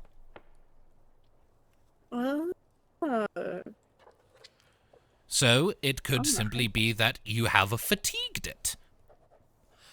But there is one other possibility. In your dream, the dragon, she said that to have the heart of a dragon is to have power, and then urged you to drink the water, and then when you woke up, all of you felt strange. Yeah. Well, it could simply be that there is some other inherent trait to being a kobold as it pertains to magic. Some barrier in your power that we weren't aware of, that you weren't aware of, and you've broken through. If that's the case, that could explain why your magic is behaving erratically. You've suddenly unlocked a vast swath of new abilities that you did not know you had and couldn't access before. And you don't understand the triggers yet. And therefore, you don't have control over them. You are really smart. You are a really good professor. The problem, of course, is that I have given you several possible explanations for what has happened to you, and I do not have sufficient information to narrow it down. I mean, it's more than I thought of this morning. Well, So any information is honestly appreciated. well, what I would recommend then, just so that you can start narrowing it down on your own merits, when you have a safe space where you feel comfortable and where you are relaxed and where there might not be anyone brittle, breakable, or otherwise at risk around you, reattune to your ringstone and just focus on it. Meditate on yourself to a degree. Your ringstone enables you to cast, and it provides the tether to your inner reserves that you can then follow to self-examine yourself a little more. Examine what caused each spell to happen. Isolate the feeling and the thought.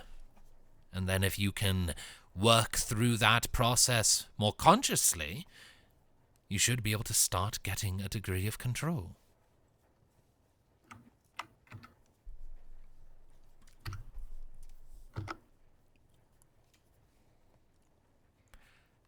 At the end of the day, you pose a very unique problem, because for any other mage I've met, for any human or any non-dragonkin caster, the simple solution would just be don't cast spells, because we have to speak the incantations aloud. You can slip up.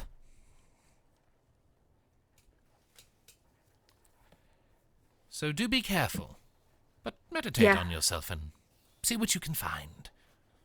Yeah, definitely. And if you're able to nail down exactly what the problem is, please, I implore you, send me as many written words on the subject as you can be bothered to write down. I would love to add this to our archives.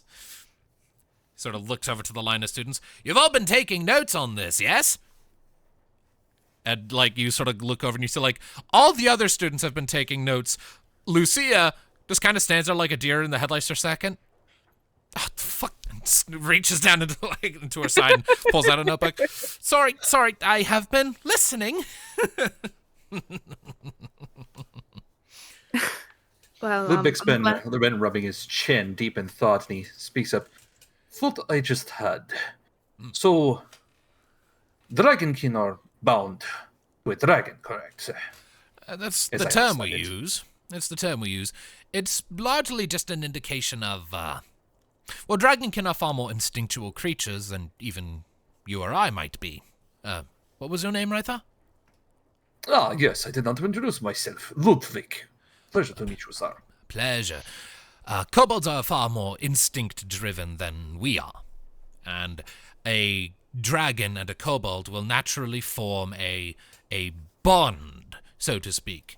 Kobolds, in their instinctual state, tend to be more likely to submit to the will of whatever dragon they have been bound to. They have a sort of ingrained social hierarchy more often than not. So if say a green kobold were to be in the presence of the green dragon, then if that green dragon were to issue a command, even if that green scale kobold had never met it before, then they might feel compelled to bow or obey. It's a simple matter of... It's not mind control, but it's compulsion. Yeah, essentially, if Kothal told me to do something, I'd feel nothing but to do it. Precisely. And these bindings, they are of blood type, correct? So to speak.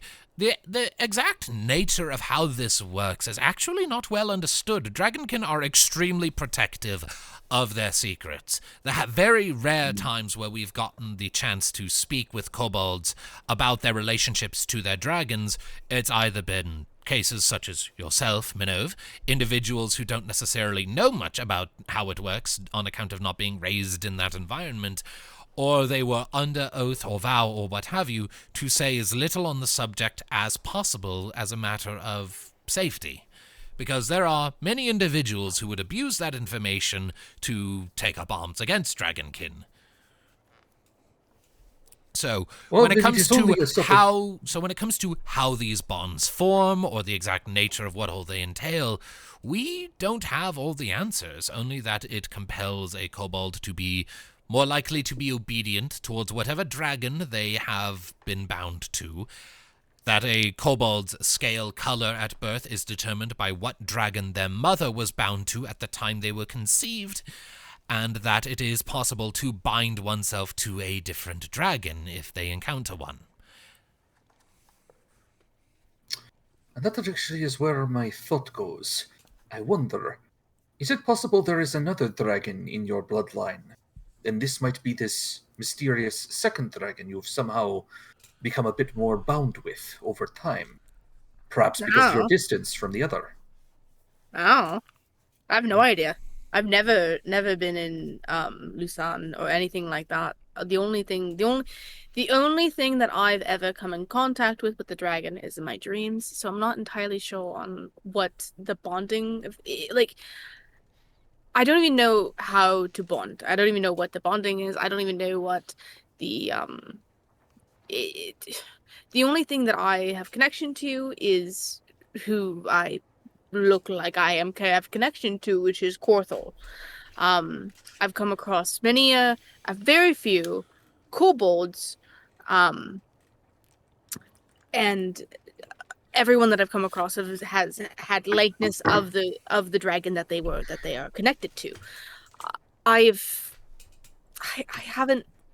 don't know. I'm not entirely knowledgeable. I've seen very few and have not as much experience myself. So if this is a case like that, I couldn't tell you. I just know that I haven't had any compulsions to do things that Kothal tells kobolds to do, mostly because Kothal kind of stays in Lusan. So, you're much too far away to get any compulsion from him. If I did, it'd be very inconvenient. Extremely. He'd be at least looking at like a few business weeks. You are easily thousands of miles away from the Lasuni deserts. That is not a journey you would make in weeks, but months, and that's presuming things went well. Exactly. So, I wish I could give you more of an answer there, Ludviek, or give you more of a, like, oh yeah, I don't know. The only kobold that I'm aware of that's connected to me is my mother, and she's been gone for 10 years, and only told me about her tribe's practices. That's where she got her ringstone, and she'll gesture to the ringstone that he was observing. That's where she got her ringstone. That's where she performed magic before I was born. That's where she did all her things. I don't know, I was born in Valreef after whatever the hell happened in Lusan. It's one of the many questions I have, actually. If I ever came to face to meet her, in my new adult mindset. Well,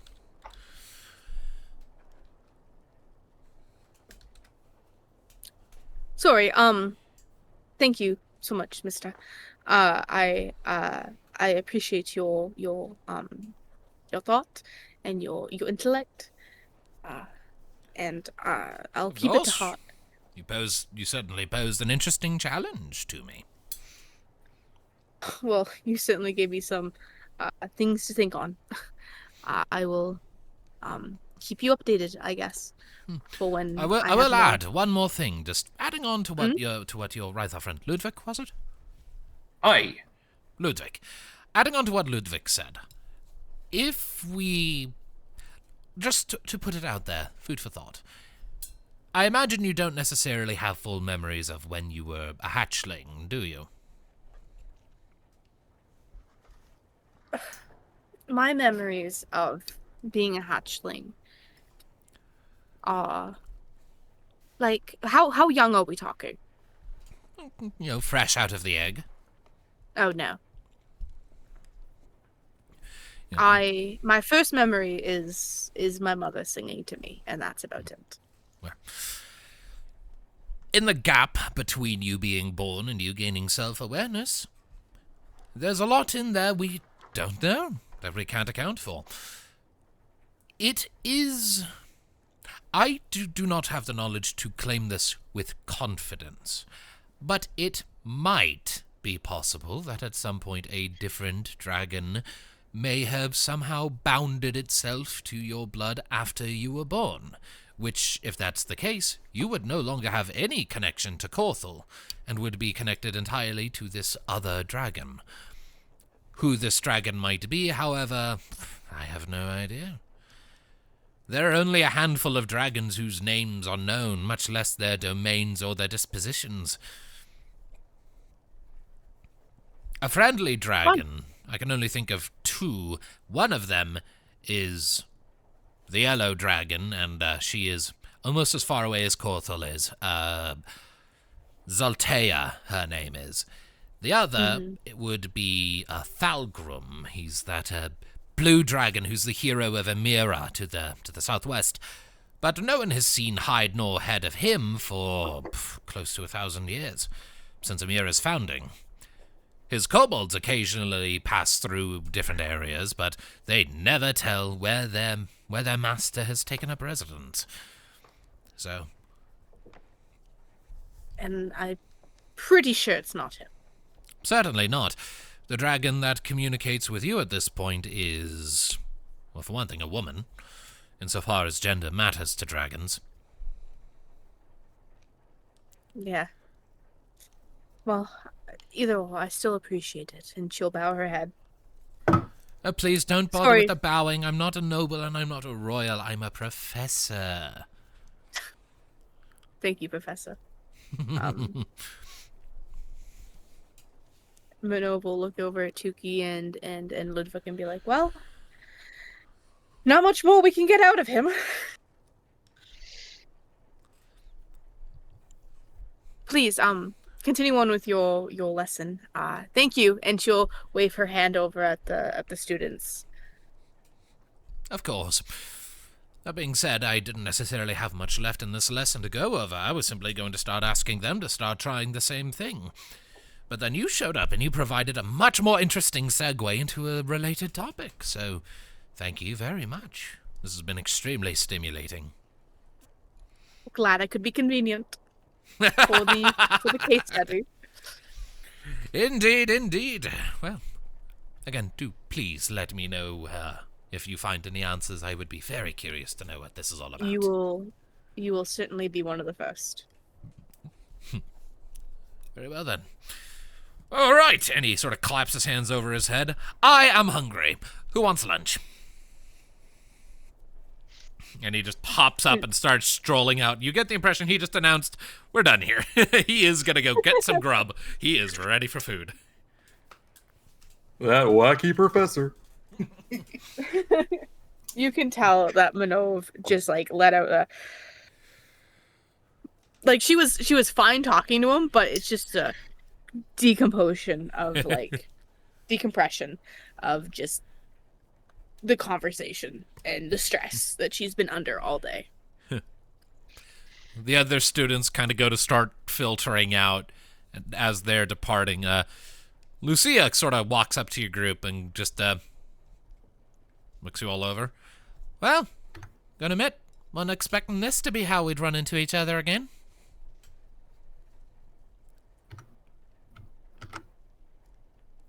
And things got busy. That happens. She sort of puts a hand on her hip and points at you, Tuki. You still owe me a rooftop run, though, by the way. I do. Perhaps another day. Just some important things to take care of today. You're not Also, running with away. the whole city, You're not running away from me, are you? She kind of puts on a little smirk. No.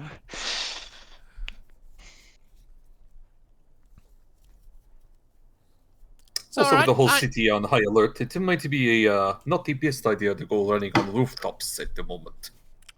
Fuck, you're so right.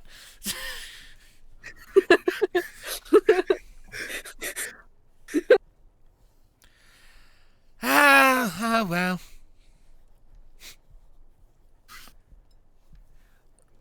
Well, she sort of starts walking past your group, pauses for a second. Oh, you all be careful now, you hear? Yes, well. I don't know what weird work you all go and get yourselves up to, but I, for one, do not want to have to go back home to Idonir when my studies here are done and tell Mum and Dad that you, and she pokes you in the shoulder, Tuki, went and got yourself killed doing something stupid. Your whole family. Huh? What was that? That was one of the last things your mother told me, too. Well, you see, now you got her, eh? Great minds think alike, so don't go doing anything stupid. Stay alive. And eat something. You look like a twig. And she thumps you on the shoulder. I'm working on it. Well, work on it more. Have a beef or something. How much is a beef? You know what? Because you all came with me this morning, I will treat you all to lunch. And I'll treat Boron, and I'll treat Kari, I'll treat Ludviek. Lucia, if you want to come, you're more than welcome. You know what? Sure. Can't get my rooftop parkour right now, but... She sort of folds her hands behind her head. But you know what? Still do a hangout. Think this'll be just fine by me. Perfect. On me. If you insist. I owe Boron a big one. She's gonna say it. She walks out. I don't think I've met Boron. No, I think he's the only one that I'm currently traveling with that you haven't met.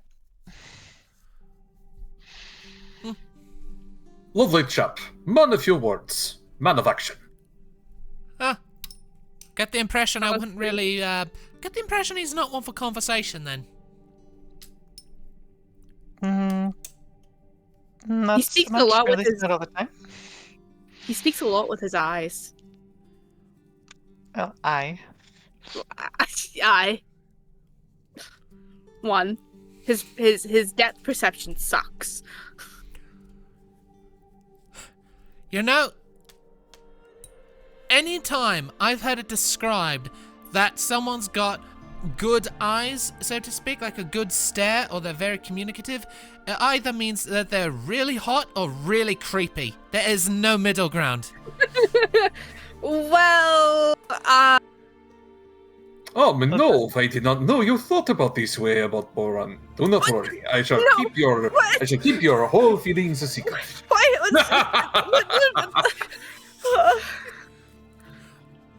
Oh shit, I've started something. Cool.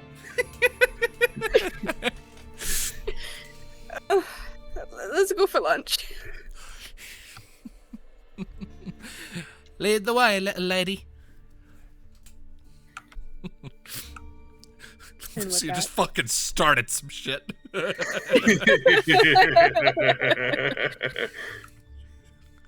I'm so happy I was able to get her back in here. We missed her before you guys left for the ruin. I totally forgot to have her little thing with Tuki on the rooftops.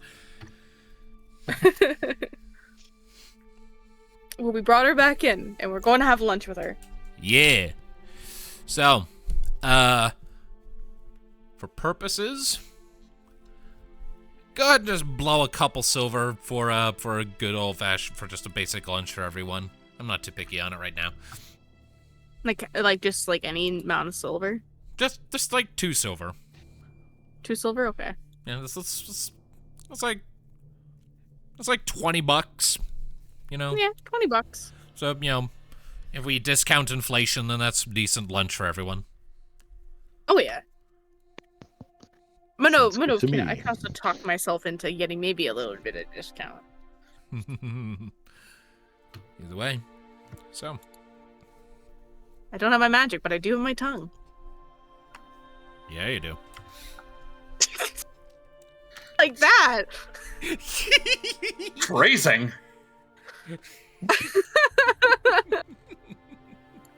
Anyway. Look, man, I still haven't forgotten that conversation, all right?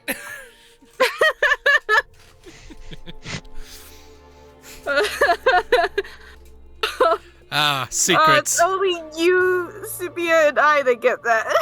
Yes, it is so fun to be able to just have secrets.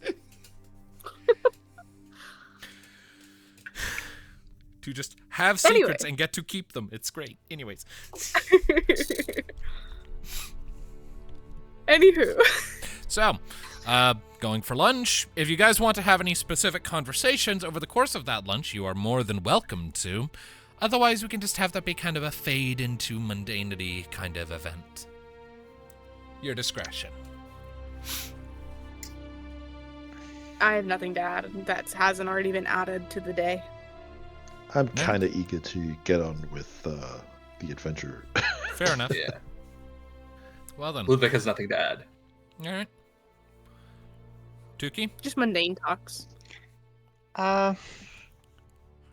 No, I think just mundane talks.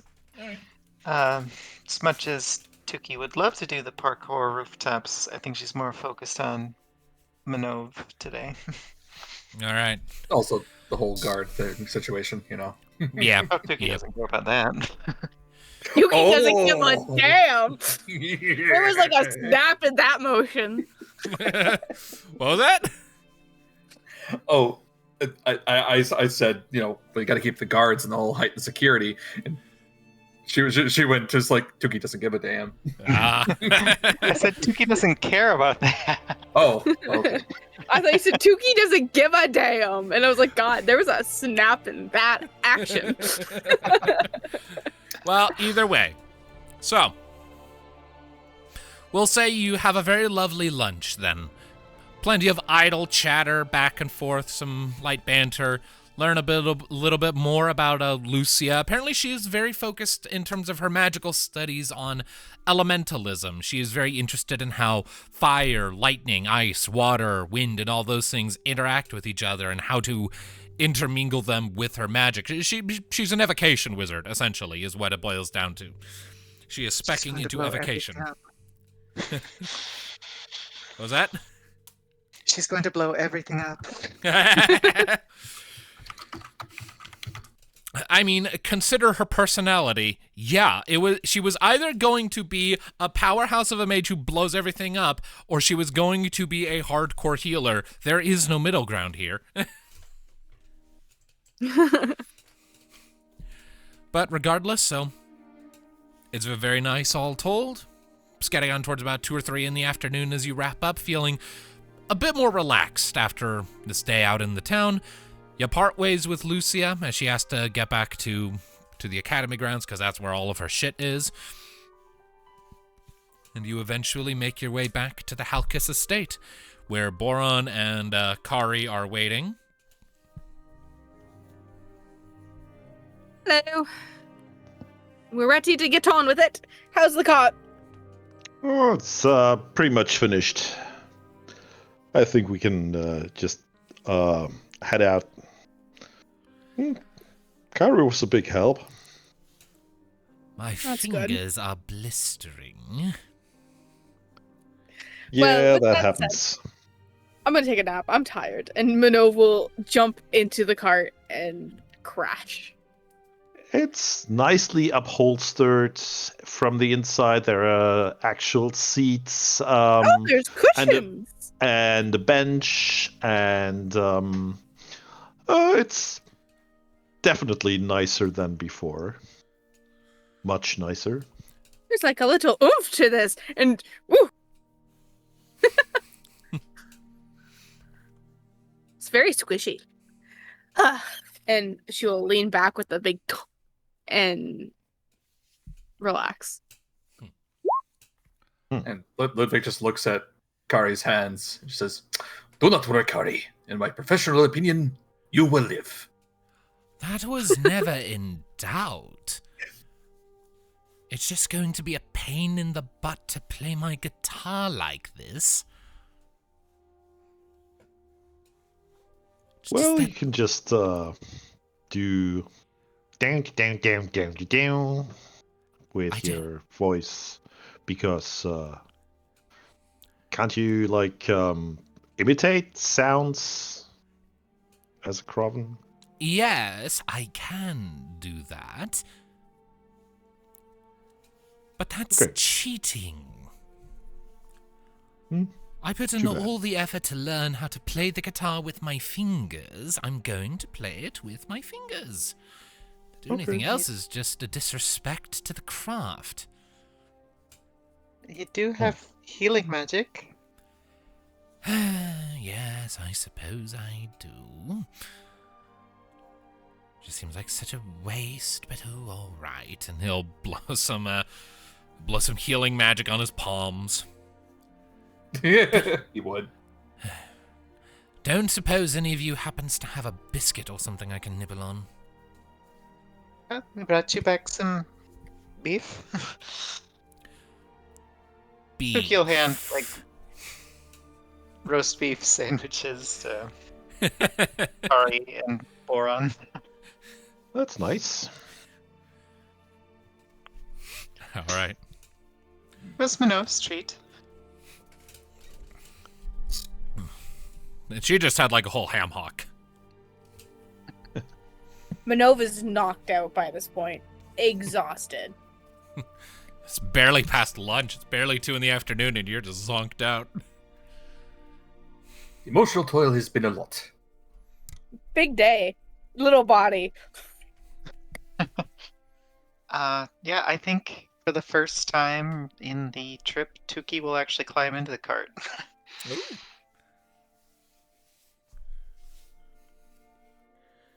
All right. It's definitely nice. Sorry. Well then. So, I don't want to push too far ahead with Impulsive unable to inhabit his character. So, what I'll say is, unless there's anything else you wish to do in the city.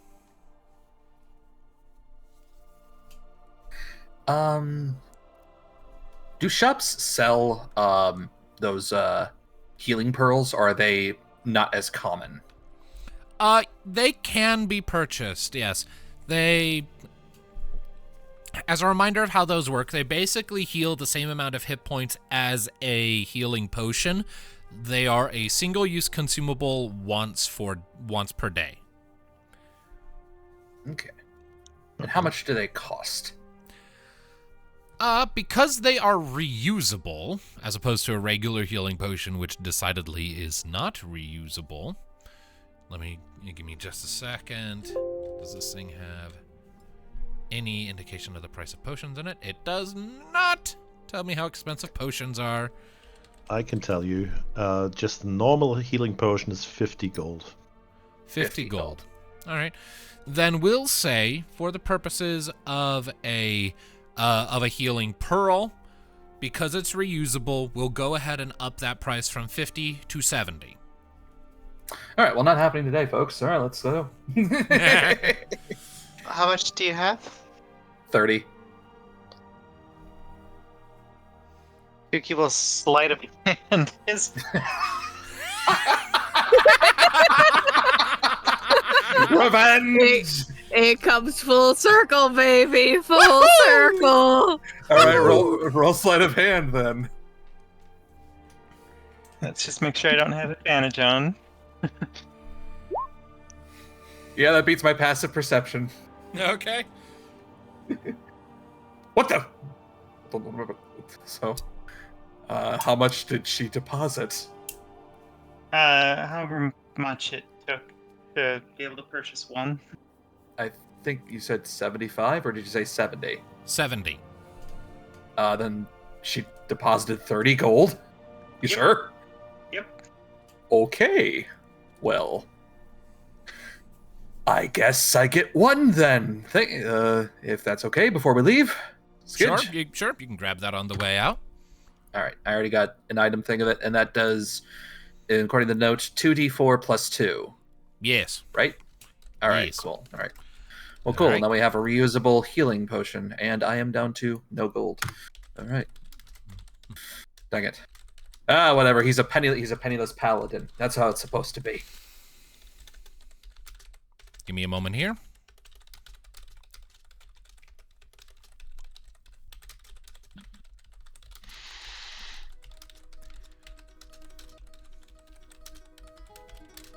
So,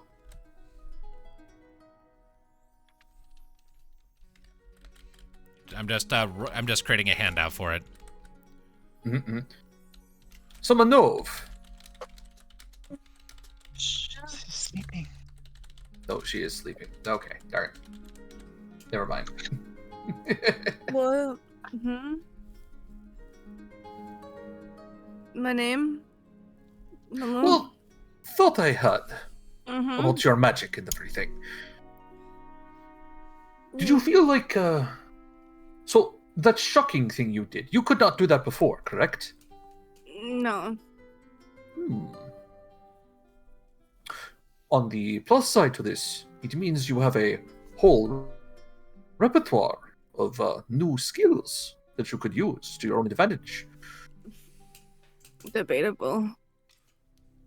But it means then that you have more tools in all that you could use. Already you were quite handy on the battlefield, and also off of it as well, but now you can do even more.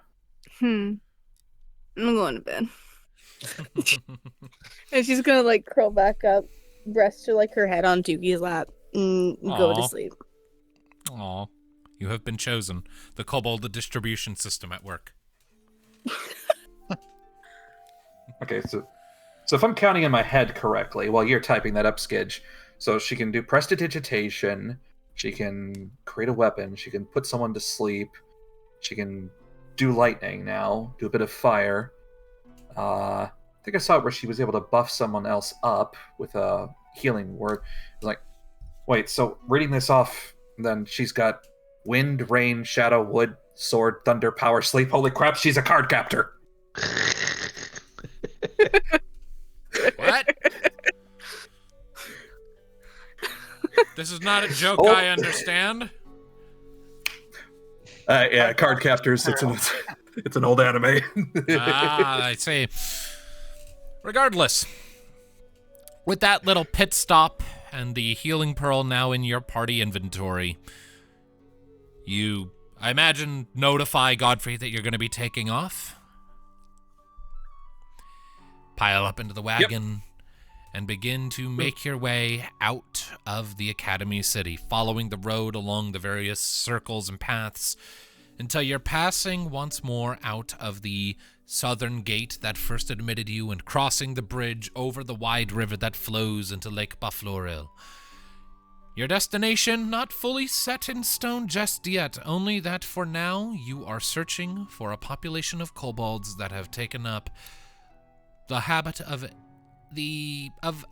being in the areas south of you, somewhere between Asmara and Antarine, in the hopes that maybe, just maybe, that group we'll be able to tell you more about Minnove's mother, if not just outright have her be among their number. A slim chance, yes, but a chance nonetheless, and more than Minnove has ever had before.